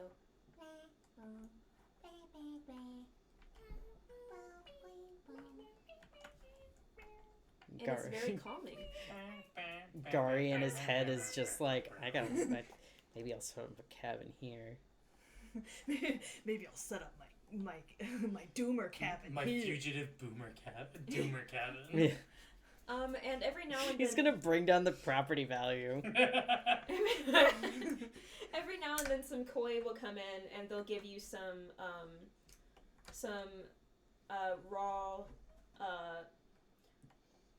raw river fish that they've caught and some algae. They look similar to sea grapes, but they're freshwater. And they serve them to you with some sauce. Yep, and They can just like open Flask's mouth like a hinge, yeah. and then just place a little fish on his tongue, and then just It's like a close it. Muppet. So you guys get a nice little meal. You guys are offered some alcohol that's been that is made with fermented river grapes. Do any of you try that? Yeah, Flask is gonna try that. All right, Flask, you drink it. It's very sweet. I was Yay! about to say, so if it's not sweet, Flask is not Gar- going to fucking like it. Gari's gonna take like a sip of his and then make a face because it's sweet. He does not like sweet. And then he's just gonna hand it over to Sashimi, Yippee. Yippee. just on instinct without realizing it. The drinks make your muscles relax, and it just feels Really, really Horse nice. tranquilizer. Horse Nope, tranquilizer. that's not what it is. I'm sorry that you immediately shut down. Nope, Of not me horse insisting that tranquilizer. this is ketamine. When you guys doing ketamine up in the Netherlands. when you guys finally get out of the igloo, Sashimi, you are wet and flat. Oh, Flask, you are wet and flat. Gari, you look vibrant, better than ever. It's probably the first time he's actually like been in water for like a long amount you of time. dry bitch. Yeah. Well, Yeah, I mean, he's been on the run. He's not gonna like take the time to like. He probably had like a shitty like small stagnant pond outside of his hideout. Still Kevin. water. And Yeah. and you guys didn't notice this before, but Gari's scales, when they're moisturized and watered, they have a soft little like rainbow glow to them. Not like a beaming glow, but like a little. He's Like- iridescent. Iridescent, like a gas station puddle. Yeah. Gas station. That's a good way to describe Gari. With like a cigarette soggy in it. And Sashimi, you missed when he used to look like that. You don't gotta tell me that. I was about to do it myself. Yeah. Flask is like right next to them both, and he's like standing there for a moment. He's got all this water dripping off of him. His mane is flat. Oh, he should flop in the Jesus. snow. I'll let you guys He's talk going for a to go- moment. I'm gonna go to the bathroom real fast. Gari turns to Flask and goes, "It's best if you jump into the snow after coming out of the hot springs. It helps with circulation. Okay. For once, I'm not lying." Flask going to put on his pants first. Can't have a cold dick. Puts on his pants first, and then he goes out to the side, and he's going to burrow into the snow, and he's gonna. He's just in his natural habitat Yeah, now. he's in his natural habitat. He's a leopard seal. He's supposed to be in like polar climates. This is so epic, actually. This is epic. So yeah, you just see a giant leopard seal man like in his element, And someone posted the egg video. moisturized in his lane. The video of the seal that just goes egg, Egg. egg. Gari's like rubbing at his scales because he's not used to being so shiny. Maybe It's a maybe fishing Gari pond. should use some of that fish oil on Oh himself. yeah, he's gonna take out some of the fish oil and start applying it because he's just like, I do feel more. He's in his head. He's just like, well, I don't feel as shitty as I normally do. Maybe I should probably. That's crazy. Maybe moisturizing is good for me. Whoa. Yeah, so he is gonna apply some of that fish oil. Okay, you applied the. Hold on a second. I'm putting some more. We made cookies before we started session. So I'm Load putting up more cookies. more cookies. You start the You put on the oil, and it makes your scales even a little bit more iridescent, and it makes you so smooth. And you kind of, I wouldn't say you miss being smooth, but it has been a while. He probably hasn't been this smooth since he was still a child living with his parents. Motherfucker. You are baby damn. smooth right now. Well, the thing Flash is, is like, he's got his satchel, and he's finally going to eat some of the pastries that he brought with him. Aww. He's Those things are probably he's sitting- gross and smushed He's and sitting shit. it doesn't matter. He's sitting in the snow. Immediate shutdown. He's sitting in the snow. He is chilled out of his mind, and he's just munching on some smushed pastries. yeah, Sashimi will join you and be eating an apple. Aw, so Chris, that apple probably hits so hard in the cold. Oh my Flask god. is- Do we have apples in the fridge? Flask I is- want one now. No, baby, we don't have You apples didn't in the order fridge. apples. I did. I put them on the thing. I put them there and I put them with the Okay, bananas. they didn't give us apples. Bombs. No, we not what we say. They gave us bananas, but not apples. I was gonna say, why don't you have a banana? But then I remembered you're allergic. I'm allergic to bananas. I'm allergic to bananas. She can't eat bananas. Sorry, I'm manic about apples now. I sound like Germa. She was gonna get gala by the way- apples. By the way, Flask is going to offer you pastry. Is it gross looking? It's flattened, but it has not been in contact with anything else in his bag, besides like other pastries. So it looks like it's a little bit of a flat pastry, but looks fine. We'll take it. When you guys are resting, you turn around and you see, in what looks to be a hot spring river, there's a giant little. A giant little? No, a giant little. You know, I say little isn't cute. A giant little flag, and it says, "The Spring Race." And there's a line of fish people that are lined up. Some non-fish people. There are some elves. There are some humans. There are some gnomes. Well, you could go over and check it out. Or join the race. Yeah, maybe we should. Flask is gonna get all his gear. He's gonna pick all of his gear back up.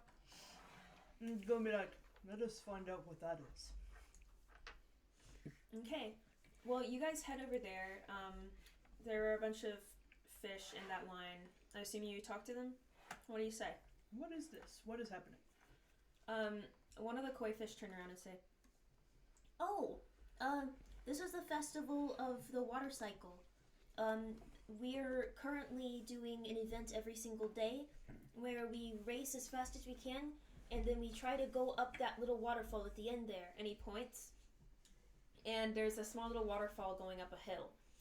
And at the very top of the waterfall is the end of the race. And he says, Whoever reaches the top will become... it's said that in the next life they'll become a dragon and be able to speak to the god of the mountains. I've heard of something like this before. Can anyone join? Yeah, anyone can join. You just have to stand in this line here. They're about to start. And if you win, you get a prize. Oh. I mean, I was a salmon before. I could do this. We might as well try. I am not a bad swimmer. Oh. I just said that out loud. For context, that makes no sense to even you, Gari.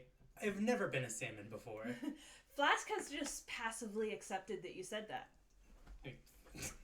For all you Gary know. just slightly He's narrows just his like, eyes, but then he's just like, whatever. I don't. He's like, well, for all I know, he probably was. Yeah. Flask is like, well, I need to start getting used to jokes. I am sure that was just a joke. That's a joke they were talking about. That was a joke. Gary's just like, I'm going to watch from the sidelines. I'm not built for speed. You are not athletic? No. You look at his shitty little body with his shitty like legs that never quite healed right after a terrible accident. And Your tail is very large. Yes, but it's not mobile very easily. I'm In not fact, that shitty man. when I was a child, it in fact nearly immobilized me before I hit a growth spurt. I'm glad my tail is small. Yeah. Be thankful for that. Okay. Goodbye. Wow, trauma dumping, unprompted. Shut up. But he is gonna Oh. sit like right next to the river. You will be watching our stuff. Yeah, I'll watch your stuff. They just pile it on him like a little mountain. So you guys are all We're gonna join. you're given a little scarf that looks to be waterproof, and it has a little number that's on it, and the scarf is really small. It doesn't look like it would impact your speed at all. There's a very strong looking fish folk that looks a lot like Gari, but a little bit more like But like Gary's buff. dad? Chad Gari. Gari's dad. Sorry, his dad kind of looks like him, but with a shorter tail and buffer. His name is Bassa. Well, maybe it is. I don't think it's Bossa. No, it's probably not Bassa. if it- Bassa's if it's Bassa, old you would know. now. No, this And one, you'd see an anglerfish Young looking Bassa. motherfucker around him. He's very young looking, and he looks down at you.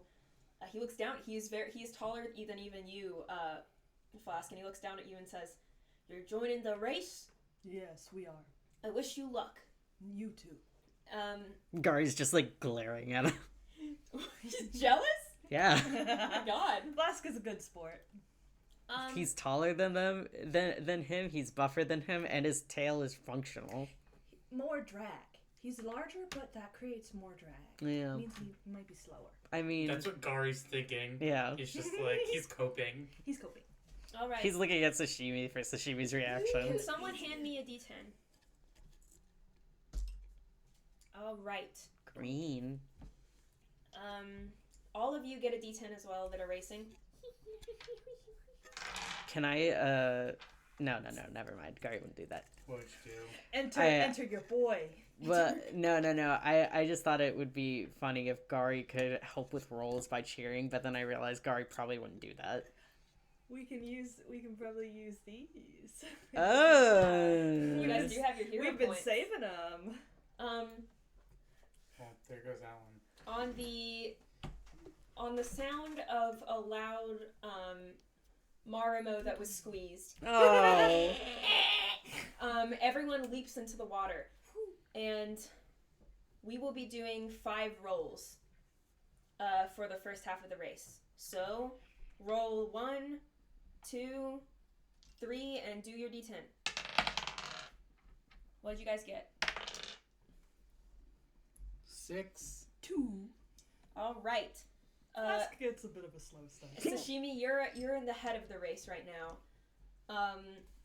The buff fish and the other fish individuals, there's about 4 of them, are behind. And Flask, when you step into the water, you start to feel a little lethargic because you realized all those pastries are kind of Oh, weighing you down. Like, oh, I should not have eaten before I went in the water. That is a myth. Meanwhile, Gari's just like gently placed Igor's bubble in the water and just spinning it slowly. Gari, when you do that, you notice something. The Marimos are gone. And, Igor looks a bit plumper. No, he ate him. He's just like he gently pokes the opening and pokes Igor's like tummy, and he just goes, "You are going on a diet after this." Igor opens his mouth and a bubble comes out. Oh. All right, Bebo, what are you doing? Igor can. Tiny dice. Oh no. Oh no, it's a caltrop now. It's a D10, so it's flatter than usual, but... Looking forward to editing this out. There it is. Don't hit your head. I didn't mean tiny, I just literally... Oh my god! It's itty That bitty. is so small. It's like the size of a pinky nail. Where'd you get that? I have an entire tiny set. Okay. For no reason. I have one too. It's in my dice box. All right. Well, let's roll again. And this is a 6, I'm assuming. Let me see. Yeah, that's a 6. 7. 5. All right. You are still in last place, Flask. Sashimi, you are zooming. Like but you are getting neck and neck with the other fish now. They're catching up. Roll again. Oh shit. 7. 7. You guys are now neck and neck. I Unfortunately, caught up that quickly? yes, you caught up. You got a big speed boost. We got a nat 1 on the rest of Probably the he probably like got a like near a rock that he could push off of. Okay, I thought you were using a DA. I was like, dog, you're No. nerfing him. No. The other fish start to slow down. It looks like they were using a lot of their energy at the beginning of the race, and it's taken a toll on them. The cheetah problem. Yes. And you guys, Sashimi and Flask, you are reaching the waterfall. You have to swim up that current. So now, let us see what happens. We will roll again. This is this is a strength section. You would have an advantage, so I'm gonna have you actually. Is D10 the lowest dice we have? The lowest D4. die we have is a D4. Okay, you're gonna be rolling a D4, and Which one is this one? all right, and let's go. That's a 4. Wow. I also got a 4, but I'm a D10. All right, Sashimi, you struggle a little bit. The other fish actually zoom past you. Right up the waterfall. It looks like they were more made to go up waterfalls than you were. Your horns kind of give you a little bit of a disadvantage on your water streaming. Get stuck on a rock. I don't know how that works. Flask, you rocket up that waterfall faster than any of the other fish. He's like Your current actually knocks some of them backwards. he's like a combination of a bear and a salmon. Yeah. Just like he's got his claws. He's clawing up the rocks and like swimming because he's got a little bit of web feet going on. Mhm. And you rocket past that finish line, and the Marimo at the end is a big fat one. Oh, that goes, I thought we were rolling 5 of them, not 4. Well, we made it to the end. I would have re-rolled then. Oh, okay. Well, actually, you know what? Let's say we have a little bit of a stretch before the final roll because I did know you guys wanted to use your hero points. So you guys, you are on the final stretch. I go back to D10. All right. Mm-hmm. Since you're up the fall. Is up the fall. And then there's that one little stretch of... Last stretch. And the final stretch. I got a 1. I'm gonna re-roll that. All right, re-roll it with your hero point. I'm re-rolling it. 8. That's a 4. That was an 8, not a 9. That's a 4. 8. 8. Sashimi, you zoom past Flask, and the other fish kind of fall behind you. Flask, you got a tummy ache. That waterfall hit your tummy hard. He's getting subtle foreshadowing. And Sashimi, you zoom past that finish line. Right when you hit the end, you hear a big fat Marimo, and it goes to signify the end of the race. I'm in love with these fucking things. I'm sorry. I love them. Igor ate his. Igor ate the Marimos in his little thing. You put them in there, so I didn't think he would. Okay, to be fair, we wanted him to eat it at first, but then when he didn't, we thought we could collect them using the steak. Yeah, just like as like a landscaping, because Igor's like bubble doesn't really have any landscaping in it. He ate the fucking guy. At the end of the race, the muscly fish comes in second, and he like puts his hands on his hips and he goes, "Wow, look at you!" And then he looks at you two, Flask, and goes, "You guys are really good racers." And he says, "I'm actually one of the champions around here, and you managed to even beat me." I should not have eaten that many pastries. Flask is like a sick dog hunched over. Oh his head. no! Someone save him. His tummy ache. He has the worst possible condition. Tummy ache. He looks at you, Sashimi, and he says, "Usually for the winner, we would claim that they would come in second place because people don't usually defeat me. But our rule around here is if you win."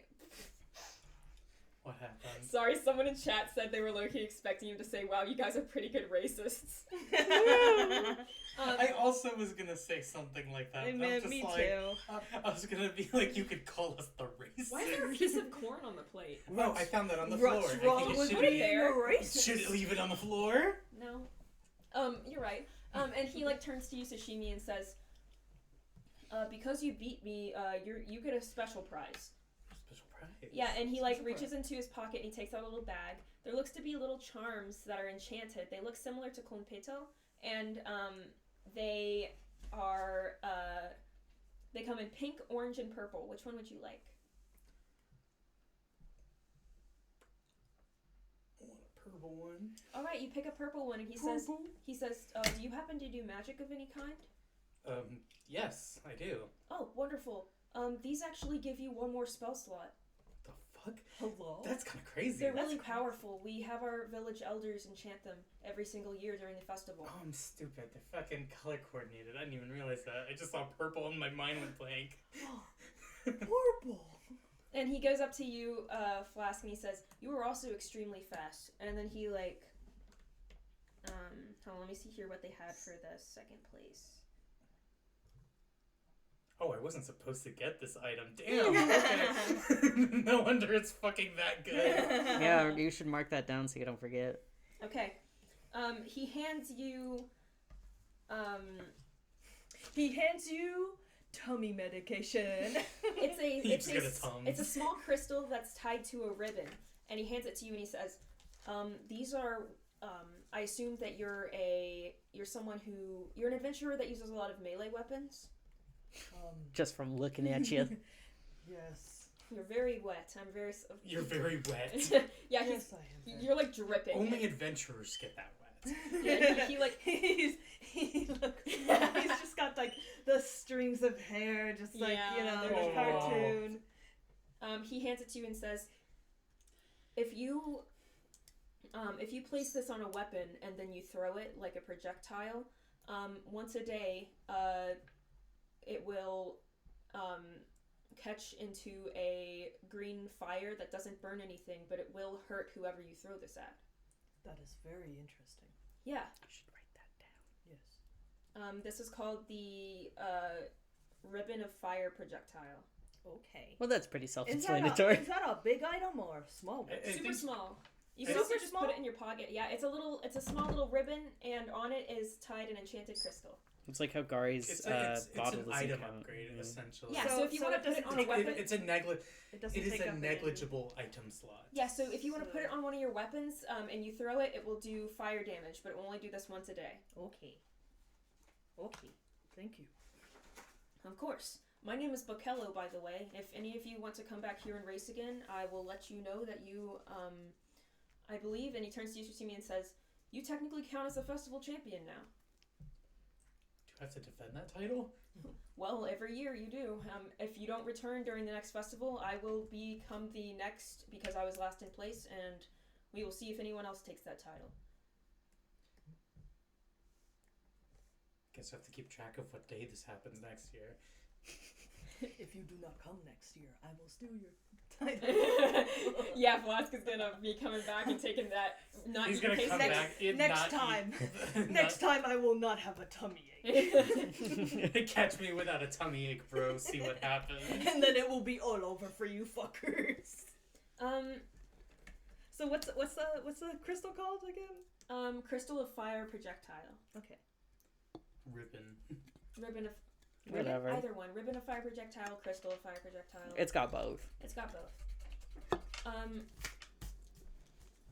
So you guys have done pretty much all you can up at Koi Cape here. You've quickly and easily gathered the item you were supposed to get. Do you want to head back down to the manor? See how everyone's doing down there? You did get a really good break from that trauma. Yeah, I mean, I Gari, almost forgot what horrible things we saw today. Gari is satisfied. He is gonna steal, like, a towel. He's the kind of guy who would steal the pillows from the hotel room, so... The towels are actually made of woven dried algae, so they're extremely soft. Oh, yeah, he's taking one of those, shoving it in his bag. Count as a small item or a large item? Large. Okay. Just to spite you because you're stealing from the koi fish that were so nice to you. Well, I mean, he's, like, taking him from, like, a Quick pile. question. Mhm. Does Flask see him do this? Yeah, I'd say so. Flask is like kind of tuned in now after, It's locked in. So Yes. you're just gripping him by the shoulder. It is not very polite to take from people who have been so hospitable to us. Gari just, like, groans and puts the towel back down. You do not need a towel. You are not hard up for towels. Fine. I will not take the towel. Very good. Gari will remember this and become more stealthy next time. Either stop doing it or become better at not being seen. Choose. So you guys, what's up now? Do you want to keep looking around or do you want to head back? Are there any, like, shop stalls? There are a few, but they do look to be packing up because it is starting to become like later in the day. But there are just a few that are still seem to be open. Are there any little, like, trinket memorabilia stalls? Like little souvenirs. Yeah. Little chat skis. Any little souvenir places? Yeah, there are some souvenir places. They have those little compito keychains, but they are not enchanted. And they are selling those marmos, the really tiny ones, and those little balls, The ones I have that I'm glass balls. waiting to use. Is there as weapons. anything that looks like it's specific to this event, like you cannot get it outside of this event? Like the water cycle event? Like when you go to a place in America and you find the penny pressing station. Like, is there any one of those? Well, yeah, there is a koi fish that's carving little fish pancake taiyaki. I think that's what they're called. They're fish pancake shapes, and they have cream in the middle.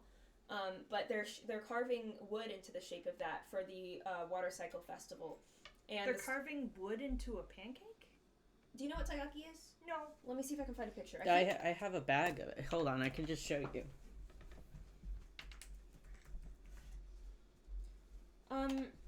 They're a snack that you can get at festivals, usually filled with red bean paste or custard. This is what they look like. Oh, those! Mhm. Yeah, I know. Oh, yeah, those! Those are really cute. Flask would like to go up to that stall because, one, he likes hand-carved things, Mm-hmm. and two, very cute little thing. And three, it's not for him. Yeah. So you want to get the actual pancake, or do you want to get the little charm? I want to get the charm. All right. The charm is worth 10 gold. Mm-hmm. And the koi looks at you and says, "Oh, hello. Would you like one of our special charms here?" Yes, I would like to purchase one of those charms. Okay. Would you like it with the magic filling? Oh, what is the magic filling? Well, we have you touch one of our crystals, and it takes the spirit that you have, and it changes it into a color. And then we take a magic, and we place the crystal in a little bit of gel, and it changes the gel into that color. It absorbs your essence out of it, and then we pump it into this little keychain. So it's like you were part of this festival, and you can carry it with you. And is this fine to give as a gift to someone? Absolutely. How much does the magic filling cost? The magic filling is just 5 more gold. That would be 15 total. Okay, I will go for the magic filling. All right. So he hands you a crystal ball, and he says, "It's like, let's see what color you get." Like he's a little festival guy. He's trying to pump you up, and you hold it, and the crystal ball turns yellow and blue. Ooh. Just like my dice. Sick Inside Out reference. Shut up. The koi fish kind of looks at that and goes, "Oh, you got 2 colors. I've never seen that before." It is only supposed to be one per person. Yeah, unless I've seen a few people who say that they have multiple individuals that they identify as at different times, in which case I've seen a bit of a rainbow one before, but just 2? That's very odd. I am sure it is nothing. Oh, all right. Well, Does any of the other party members see this happening? I mean, we're not. Are they watching? Sashimi's not doing anything else, so yeah. They're seeing this happening. They're seeing this. he places the crystal into a little vat of what looks to be jelly of some sort, and it changes the jelly. It changes the jelly around the crystal to blue and yellow, and he takes that out and puts it into a little piping device where he pipes a little bit into your little pendant, and then it dries immediately like resin. Oh. And it's such a beautiful gradient, a very bright, yet calming yellow, and a very brazen and bold blue. And he hands it to you, and he says, "Thank you so much for your purchase." Thank you. I will give them 21 gold because A tip. a tip for them. The koi takes it and goes, "Oh my goodness. Oh, my kids will be eating good tonight." Oh, They eat the gold. they eat the gold. Yum yum yum yum. Yum. Yay, pellets. Yay, pellets! Salads. Someone posts Thank you the very brainlet koi. And Flask is going to put that in his pocket for later. All right. Do any of you buy the pancakes, or are you guys heading back out? No, Gari's not really Flask one already for has a tummy ache. snacks. Mm-hmm. He can't risk. Apparently, I'm gonna become a dragon in the next life, so I think I'm good. Oh, I forgot about that part. Yeah, have fun with that one. If someone wins every year, does that mean they just continuously become more dragons? Seems like they may have a bit of a dragon problem. Is that where dragons come from? If you're particularly spiritual, maybe. Perhaps if we meet a dragon, we can ask. This specific festival is what causes dragons to exist. That'd be kind of funny. I would find it strange for a fish person to become a fire dragon. I mean, there are different types of dragons. Lightning. I know, I'm just saying specifically fire dragons. The one that's wandering around the plateau. Yes. I'm thinking I have fire dragons on the mind. Maybe there's other festivals in other locations. I've heard the Lava swimming contest. well, I've heard the volcano island is interesting. They're throwing something at me. It's flinched. Cruel to me. River's pretending to throw things at me. I'm flinching because I'm scared. Okay, so stop. Do you get? I'm like doing a Red Bull. Okay, stop doing a it. Red Bull. Are you guys? You're good. You're heading out. Yep. Okay. The trek back down the mountain seems a lot shorter than the trek up, and I assume the reason why is because you didn't see someone melt this time.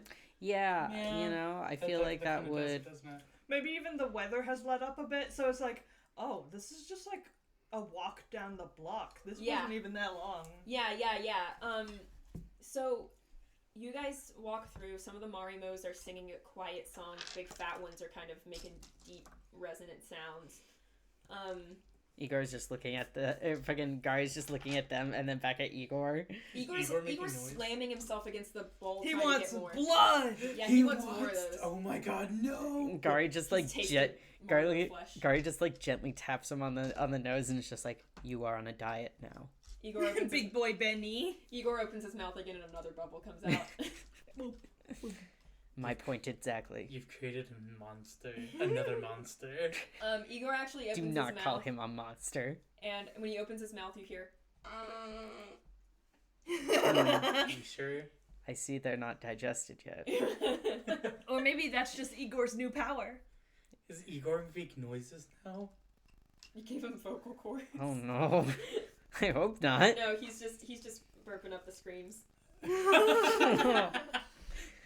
Gari just like gently like puts both hands in the bowl and just like squeezes them gently. More streams come out and he goes. Now he's like an automaton. Oh my god!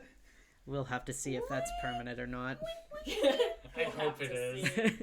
You guys make it back to the manor in really no time at all. You guys, with your mana restored and your health and high spirits, you had a lot of energy. we're in better condition than when we entered. I'm feeling so good I could Literally. interrogate the shit out of a freak. Where's Calavash? You guys do make it back to the manor. You see Corey sitting on the stairs. Oh, Corey! He has his hair. He's clean. He did take a shower. Oh His- thank god. His hair is Probably fluffy. against his will.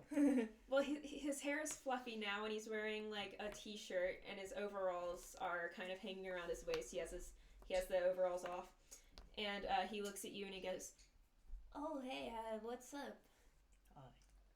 We have returned from our mission. Your mission? Did you? Oh yeah, you guys had a really tough time. I hope you're all right. We are strangely better than when we left. Oh yeah, spiritual trauma can do that to you. No, quite literally, I believe we are in physically better health. Whoa, what? That's crazy. We got into a fight, but it turned out we did not need to fight, so none of us got hurt, except for one who simply hurt himself. Oh yeah, it's that guy that came by here earlier, isn't it? Yes, he did not harm any of us. Yeah, it was pretty crazy seeing him like form back into like a dude. I'm glad he managed to do that. He was having trouble with that. Yeah, I was with Maisie in there. The second we put him next to his friend in bed when they hugged, he became like a guy again. I'm glad. Interesting. I will keep that in mind. That is very good news. I have brought you something from the festival, by the way. Of what? Festival? Where'd you... Huh? That is where your brother sent us. He sent us to the top of a very... You guys went to Koi Cape? Oh, yes. Yes, you Well, are aware. I didn't know they had the festival this early, but that's really cool. We had to retrieve a box and ended up spending some time there. Oh, that's real cool. I'm so glad that you guys got to go up there. I've always kind of wanted to go up there, but also Calavash told me it's really dangerous because there's a bunch of these big, fat, green monsters that'll spit fire at you. Not true. Does he mean the Marimos? Yeah, those things. They are those plants. Those are just balls of moss. Oh, well, They just make a noise. one time our mom went up there and she touched it and it burnt her hand real good. That was the steam. It unfortunately happened to me as well. The same thing happened to him. Oh, maybe I'm just misremembering what he told me. Maybe he told you not to touch them. Oh, yeah, he did tell me not to touch. I haven't been touching anything big and green in a while now, scared he's going to turn to a dragon and fire at me. No, that will not happen. Maybe, Well, that's good. Maybe he was just told it would burn. It would burn him. I do not put it past Calavash to say such a blatant lie, though. Man, speaking of him, I'm kind of worried about him. He's going on one of his weird streaks again. He sounded strange on the communication device. Yeah, he just kind of locked himself away, and then some other weird stuff happened. Like, I was counting inventory, and we're missing like 5 bottles of radish wine. Oh, okay. All right. That explains a few He things. is, We should go pay him a visit and see how he's doing. Think there's a thief in here? no. No, I do Okay. not think. By the way, I got you something. What'd you get me? Flask is going to pull out the little charm. Aww. And he's going to hold it in his giant fucking hand. Oh, it's so small in your Yeah. paw. Yeah, and he's saying, this has a gem in it, I think. Coriander's ears like go straight up in excitement, and like his eyes like light up, and he grabs it from you, and in his hands it's a little bit bigger, and he's like turning it around and looking at it, and he's like looking at like the gel inside that's hardened, and he's like, "This is real pretty." This the vendor said has my essence in it. Oh yeah. So I've brought a little bit of the festival back to you. Oh, that's so sweet. Now I can have this with me. I can have it whenever you're gone, and I'm missing you. Yes. He like puts it on his handkerchief or his neckerchief around his neck. He like pushes it through the fabric actually, and like so it will stay there permanently. Aww. And he looks at you and he gives you a big smile, and he has his little gap in his front teeth. Flask like puts his big hand on his head and ruffles his wet hair. Yeah, Corey's hair is a little. Corey looks at your arm and goes, "Yeah, you're a little bit wet too. What happened up there?" I took a bath. Well, you took a bath too? Wow, it's Yes. like we didn't even leave each other. You guys come back into the foyer, and Coriander walks in as well, and he's like going up to Maisie and showing her what you got him, and she's like, "Oh, that's so cool. That is amazing. I'm so happy. I'm for you." And then he's just like, you hear Corey say, "So how are those guys doing?" And she's like, "We have a lot more people in the infirmary than have ever been there, but everything is fine. Everything's going Suddenly good. people care about the sick people around here. I've been using some healing magic on them, and they're fine." Fine." And she turns and looks at you guys and goes, Welcome back. Everything's good. I got everyone is fine. We heard that the cabin boy has recovered. Yes, we found out his name is Oakland. Apparently him and his friend were carpenters, and they were supposed to be making some sort of cabin around that area, and a portal opened up and Oakland fell into it, and when he was pulled out, all he could remember was what he was told by someone he cared about, which was his friend. He's starting to get his memories back, but part of me wonders. His friend said he doesn't seem exactly the same as he was. I hope everything will be okay. If you don't mind, it's of a particular interest to me that I give him a look over. But you As will a be doctor. polite while you do this. Yes, I will be as polite as my bedside training will allow me to be. We are not Scrimshaw doctors, yes? No, we Shark are. goes in there and just cuts off a lemon. He's like, "Finally!" I will not be doing any dissecting, any unnecessary amputations. I'm simply going to perform a physical and ask some questions. You are welcome to observe if you want, but it'll be quite boring, I assure you. but it is of a particular interest of mine to see what an actual recovered portal victim looks like. Should we check up on the drunk man first? I suppose so. I would like to get paid. I will not get paid this time, I think. I was lied to. I just accepted that. That is fine. I have plenty of money. Wait, why won't you get paid? Because last time, Flask said, if I forfeit my pay, will you fix the bug problem in Coriander's room? Oh, yeah. And he went, yeah. And lied. And that was a lie. So Flask knows that it was a lie and is not getting paid, and he's not mad about that. Alright, so you guys go down to Calavash's office, I assume? Well, he's mad about the lie. He's not mad about the money. Yeah, let's go look at this fucking freak. Yeah, see I what just point and laugh at the freak. we gotta see what this guy's up to. You guys head down into his office. He's not there. Well, that's concerning. Are there any signs? Wait, isn't there a hidden door in Is here? there any signs? Is there any signs of him? Calabash residue. Any stray hairs? No, Kari like opens up your drawers. There is what looks to be a plate that might have had a dessert on it, and it's just like next to a bunch of dangerous chemicals. What? Just like sitting there, but it doesn't look like any chemicals were poured on it. It's just a very precarious place to put your dessert plate. Isn't there a thing you're supposed to kick? Someone said cookie crumbs that were left behind. Perhaps a trail of cookie crumbs? You guys kind of look around. Nothing's really down there. You guys walk back up. Maisie walks by and she says, Oh, if you're looking for Mr. Calavash, he's taking a break in his room. Oh, are we allowed in his room? You might want to knock on the door. He's experiencing, I think I told you, he's having a bit of a hard time right now. He is drunk.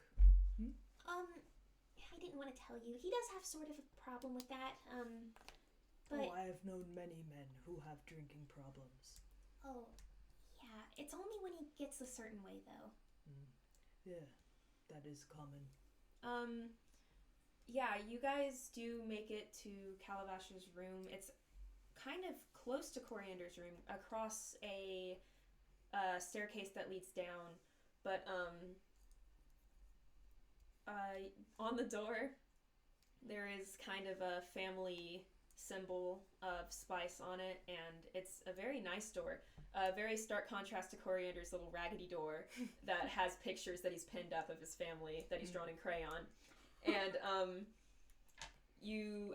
pictures that have been there for 200 years. Who's gonna knock? Flask will knock. All right. You knock. Yeah. Hello? Oh boy. Hello? Come in. Wait, who is it? He said come in. He said come in first. You just open the door. Coming in. He'll Right. see who it is when he looks at our Yeah, faces. exactly. We're kind of hard to mistake. All right, Even so if you you're open drunk. the door. Mhm. Yes. You open the door. He sees the three beast people. and The people. The people. Meet the people. Meet the people. You notice he's wiped off his makeup. He doesn't really have makeup on, so he kind of looks more like an average elf that you would see around. He doesn't look Very sad elf. Very Doesn't sad. get much sleep. His hair is a little messy, and he's wearing like clothes that are a bit too large. Where is he in He's his room? laying on his bed like a victim of a disease.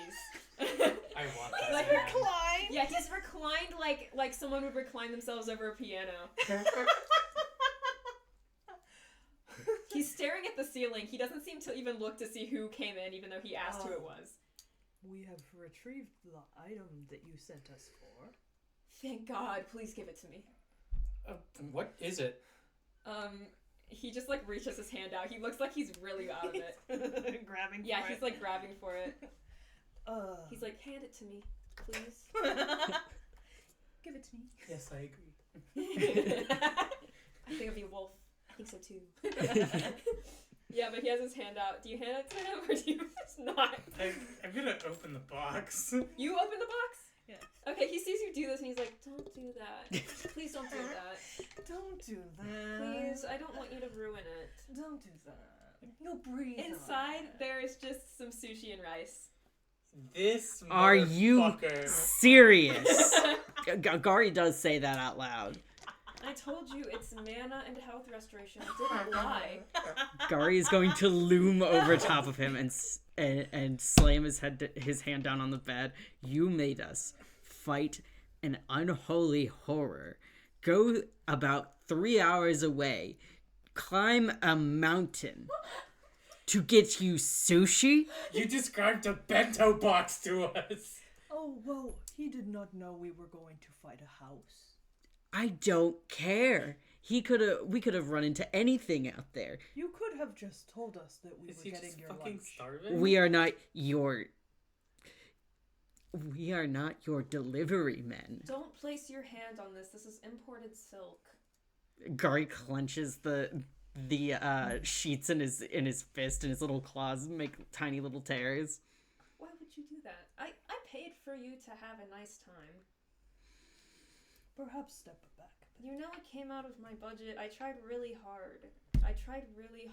And he's just like, his eyes are like distant, like he's not fully there. Gari just releases the sheets and steps back and rubs his head. I do not think now is the time. He takes the bento box from you and he just takes out a piece of sushi with his hand instead of using the chopsticks. Oh, come on, man. It's like that rotoscope of the guy eating the burger. It's just like, oh, look, I got a fortune cookie. What's it? Paper and all. Paper and all. Yeah, it's wrapped in what looks to be a leaf, so at least he's not just putting his hand on raw fish, and he just like kind of takes a bite of it. He looks like, you know what? Going back to Germa metaphors, he looks like Germa eating that Whopper. I was gonna say, she's just like, oh, look, there's a bird in here. He goes, No, not that one. It found its way in. Instead, he looks like... Yeah, he has... So Someone good. sent the gif of him eating them. It's so good. I'm gonna have to put this on like the... oh, It's on your there's an ring. onigiri. They put an onigiri in here. On your ring. It's an on your ring. Sorry, and people who don't know Germa are gonna think we're insane right now. This is the worst game. This is the worst game ever if you've never heard about Germa. Yeah, sorry. Like, this is the worst fucking tabletop game ever if you don't know who Germa is. Yeah. You're like, who the fuck is this guy? I should just name this the Germa campaign. No. No, okay, so, I am not personally opposed to being made to deliver food. I would prefer that it was told to me up front. I'll do that next time. You can be honest, you know. You don't like me is the thing, so you would not agree to do this if I told you. I would think I would like you if you told the truth more. Listen, I can't tell the truth all the time. He just like starts to laugh and you don't really know what he's laughing at. I do it. It is easy. Then I'll try. And he just takes another bite of his food and he lays Are back we down. getting paid? Yeah, I actually made the payment bags beforehand, so... And he kind of, like, points over to his desk. It's a very tidy desk. This room is extremely tidy for the hot mess you see currently laying on his bed. The mess is localized within the man. Yeah. He kind of, like, points his hand. You see that his nails that usually have black nail polish on them have been kind of... There's nail polish remover that has been used on them, but he didn't fully take the nail polish They're like off. all like half smudged and shit. Yeah, like, and it actually is like some of it's on his hands, so it looks like he kind of started and then maybe forgot and just laid down or something. Dude, he's poisoning himself if he's eating his food with his hand. Oh my no, God. he's fine. He's probably drank nail polish on accident. Oh my god. And it is 10,000 each since Gari haggled, right? Yeah. Yes. There's even one for you, Flask. Thank God he's an elf, because even if he has shaved years off his life from drinking fucking nail polish, it's a drop in the bucket. It would be like a human like being like, oh, I'm gonna do this thing and lose a day of my life out of the fucking 80 years I have. He's immune to most poisons. Flask being aware that he was lied to is going to take the money. Okay. Do you ask if he did do that? Yeah, actually. Flask is going to turn around and go, did you take care of the bug problem in Corey's room? Calavash, like, kind of rolls over like, and looks at you. He's He like, doesn't look at you in the way that made you scared before. He looks so out of it. He looks like kind of looking past you, and he says, "Yes, I did. are you sure? I'm sure." I did agree to forfeit my pay if you did. I don't care. I really need my food. I just want food right now, okay? I will just take the money anyway. I think he is I think he is checked out, as they say. Yeah, he lays back down on the bed. He just goes limp, kind of, and his hand is still in the box. He looks like he ate one, and he's kind of content now, and he's falling asleep. Is he just passed out now? No, you don't know. He's breathing still. He's just kind of the same pace Is he was he before. asleep is my thing. He doesn't look like he's asleep. Is this revelry? Has he just Did you ask that? No. No, well, this probably is not reverie. If this is reverie, a lot of elves are having a lot of issues. Did you just slip into He's- fucking a coma? I think You see him actually kind of, his ears perk back up, and he like kind of like shoots up again, and he like looks around, and he looks suddenly very alert. And then you see him like lay back down. he's greening out, guys. Oh. He's actually fucking greening out. You see him like put his hand out again at you, like reaching for something, like you guys again. Like he's just had his hand out again. Flask is going to take his hand and shake it. He's gonna turn and look at you and be like, "Did you hand me my food?" Yes, it's Yes, it's there with you. you Your have other your- hand is in the box. Oh, thank you. Gari, by the way, as he's leaving, because he's done with this, Gari's pissed. I noticed on the map there's a little question mark room on the way out of Calavash's bedroom. Yes. Gari would like to be a little sneaky snoop and peek in there. Okay. You head to that little here, let me send this in the audience chat. I don't think I ever sent. No, I did. I sent You it did. It's in world map. world map. It's just like kind of They're further the up two there. censored images. Who's shaking the table? Who's wiggling? You Oh. wiggling, Bubby? No, I'm not wiggling. Who's wiggling? That's it. Maybe it's me. I might actually. My leg was moving. It might have been me too. Who's wagging their tail? I'm wagging my tail. I'm excited. So Calavash isn't really paying attention. He's really clocked out. Gari, you go to that long room, and the door is cracked open. He's gonna push it in. He's gonna step in. You gonna step in? Yeah, he's gonna peek in. You peek inside, and something that you see are what look to be many hanging pieces of raw meat. What? Well, he is gonna go in entirely. Okay, you go in entirely. The room is lit with red light, and the meat looks to be dripping into containers. And despite it being out in open air, it does look rather still maintained and sanitary. It looks like someone is just bleeding meat. Can Gari roll investigation as a medical professional to try to identify said meat of where it came from? Like what manner of beast it's from? Is this a Soylent Green When situation? when Sashimi and Flask are walking out of the bedroom, Gari's gonna yeah. flag him down. Okay, and then as soon as Flask And gets a whiff of the blood, he's going to go. Ooh, Gari's just gonna go. no. Shh. He's pressing a little finger to his lips. Can I roll an investigation to figure out this fucking meat? Yes, you're a doctor. So Flask is going to continue walking. rolled you 12. Just gonna leave. Yeah, he does not like the sight or smell. Okay, of well that flesh. landed not on anything because it landed on the crevice. 5. All right. Too bad we used our hero points. You take a good look at this this meat that's hanging, and you kind of do you touch it? Yeah. You touch it, you pull it, you kind of keep a good eye out for anything that look like gills. He's just making his own jerky. And identifiable traits. But Gari, even though you rolled a 5 here, there is an identifiable trait that you notice in this meat. What's the trait? You open what looks to be a hanging rib cage. Does that rib cage, like, what's its anatomical, like, makeup? Like, It's human. Ooh! What the fuck? Flask You noticed see a a human familiar. heart.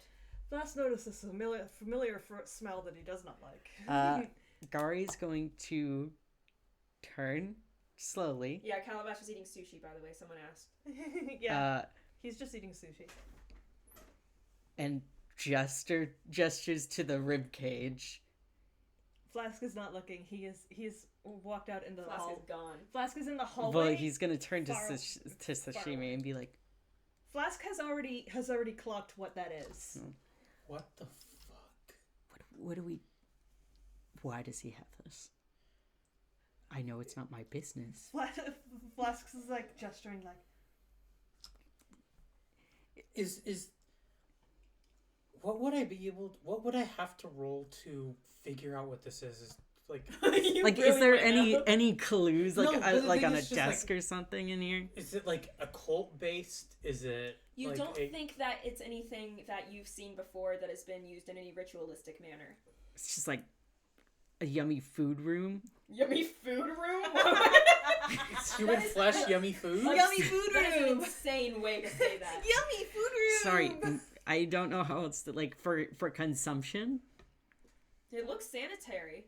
Weird to have a meat locker right next to your bedroom. Gari's gonna poke around for, like, any paperwork. You know, like how when you take, like, log and, like, stock of stuff, you just, like... Yeah, like is this a lab? Is this Like- a pantry? Is this? Flask is He's gonna coming look back up. around for, like, like any, like, sheets that are, like, hung up on the wall or anything. Well, you guys do see one defining trait. It is a badge of what looks to be someone who worked here, and a tattered cloak that looks very familiar. Now, our listeners may not know, because this was seen in session 1, something that we have not recorded before, but it looks to be the same coat, Gari, that you pickpocketed and got a potion out of. Ah, the gnome woman's friend. Are they attempting to revivify this body? That would be a ritual. And it Well, doesn't... it's not a cult, is the thing. Sorry. You see absolutely nothing here that could explain what this is. And on the other side of the room, however, you do see a few books that are tattered and there's not really any identifiable text on the outside. Are there other corpses with similar accoutrements? Yes, but they're only human. Well, Gari is gonna go pick up those books, and, like, glance through them. Like, what the hell are they saying on the inside? Inside is an old elven language. I don't believe you'd be able to read it. He's gonna hand the book to Sashimi. I can try and polyglot my way out of this. What is it? Is there a chance that I would be able to know what this is? Unfortunately, no, I don't believe so. Fuck. Okay. Well, Gari... Maybe Flask will know. Gari's gonna take the book back and put it in his bag. He's stealing it? So you guys are still in this room. Yeah. You hear someone starting to come to the door. Not into this room, but to the door where you enter Calavash's room. Well, they're going to bump into Flask's butt first, so... Alright. So they just see a ooh. giant man in the Do I way. hear it before they are able to see Flask? Yes. How you make that face? I have 3 spell slots now. Do you know what spell I have? Invisibility? Yes, I can cast it 3 times. Yippee! Alright, you guys are all invisible. And they're going maybe to bump into an invisible giant man. maybe motion to Flask to fucking move. Flask Yeah. is just going to be confused that he's invisible now. You yank him. Yeah, you're gonna get yanked. You're yanked into this room. Overwhelming smell of human blood. He looks Just- very upset. Gari's just Flask like... has got his eyes shut tight. No one can see this, but like he's got his eyes shut tight. His nostrils are shut tight. He's like His ears are pressed down against his head. His tiny, tiny little ears. His tiny, He's just itty bitty ears. And he's trying so hard not to touch anything. You see who comes to the door, and it's Maisie. And she steps in and says, Mr. Calavash, did they come to visit you yet? and she doesn't get a response. And she kind of steps in a bit more and says, Mr. Calavash, did they come to see you yet? And you hear, and she says, You probably have to set a better impression for, the people that we're trying to keep an eye on. And Calavash, you hear him say, we don't need to keep an eye on them. I don't think that these are the ones that ruin everything every single time. Well, it's still good to keep, what your mother told me, and I just really want to make sure that everything goes okay for you, because if it doesn't, then I just really don't want her to be disappointed in you. And you kind of hear like a pause, and he says, I know for certain that it's not them. It's not them because I did everything I could this time to make sure that they would not be the ones to come here. I stayed away from everything this time. I kept a good distance. Coriander is safe. He's going to stay safe, I promise. I promise.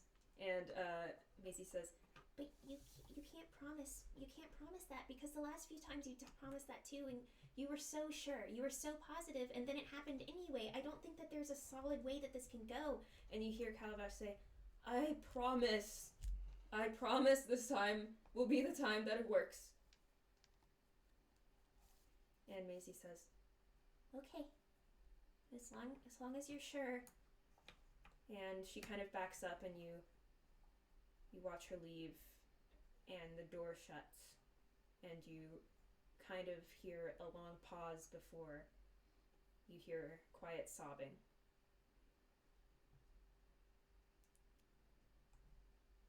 Well, Gari's gonna make sure he has all of the little books that, like the special book, all secured. And then he's gonna, like, gently grab Sashimi, like, where he knows Sashimi is, and start to, like, go out because Bumps Sashimi into has Flask. Sashimi has a hand on Flask. So, Yeah, I haven't let go of your hand. Luckily, like, Maisie left the door open. yeah, and they just kind of, Well, she did shut it, but it does kind of creep back open. yeah. So you guys can make your way out. Shuffle out. When you're leaving, you kind of like look over. Calabash is he's crying, but you see him kind of like shoving the sushi into his mouth while he's crying. No, he's kind of like muffling his crying with the sushi, and he's just like really, really like Pathetic looking. This is the most pathetic you've ever seen him look, and you've only known him for like 2 days. And well, it is about time that you guys start to get you start to head out for a slumber, but I will be ending session here. Tomorrow we will start with the vendors of You that. mean next week? Oh yeah, next week, sorry. I wish it was tomorrow. Yep. Yoink. And with that, River eats the last cookie. Thank you for being part of our Constellation, listeners, and we will be continuing this next Wednesday at 8:00 p.m. EST. Soylent Green is human. Bye-bye. It's people. It's people. Something green is people.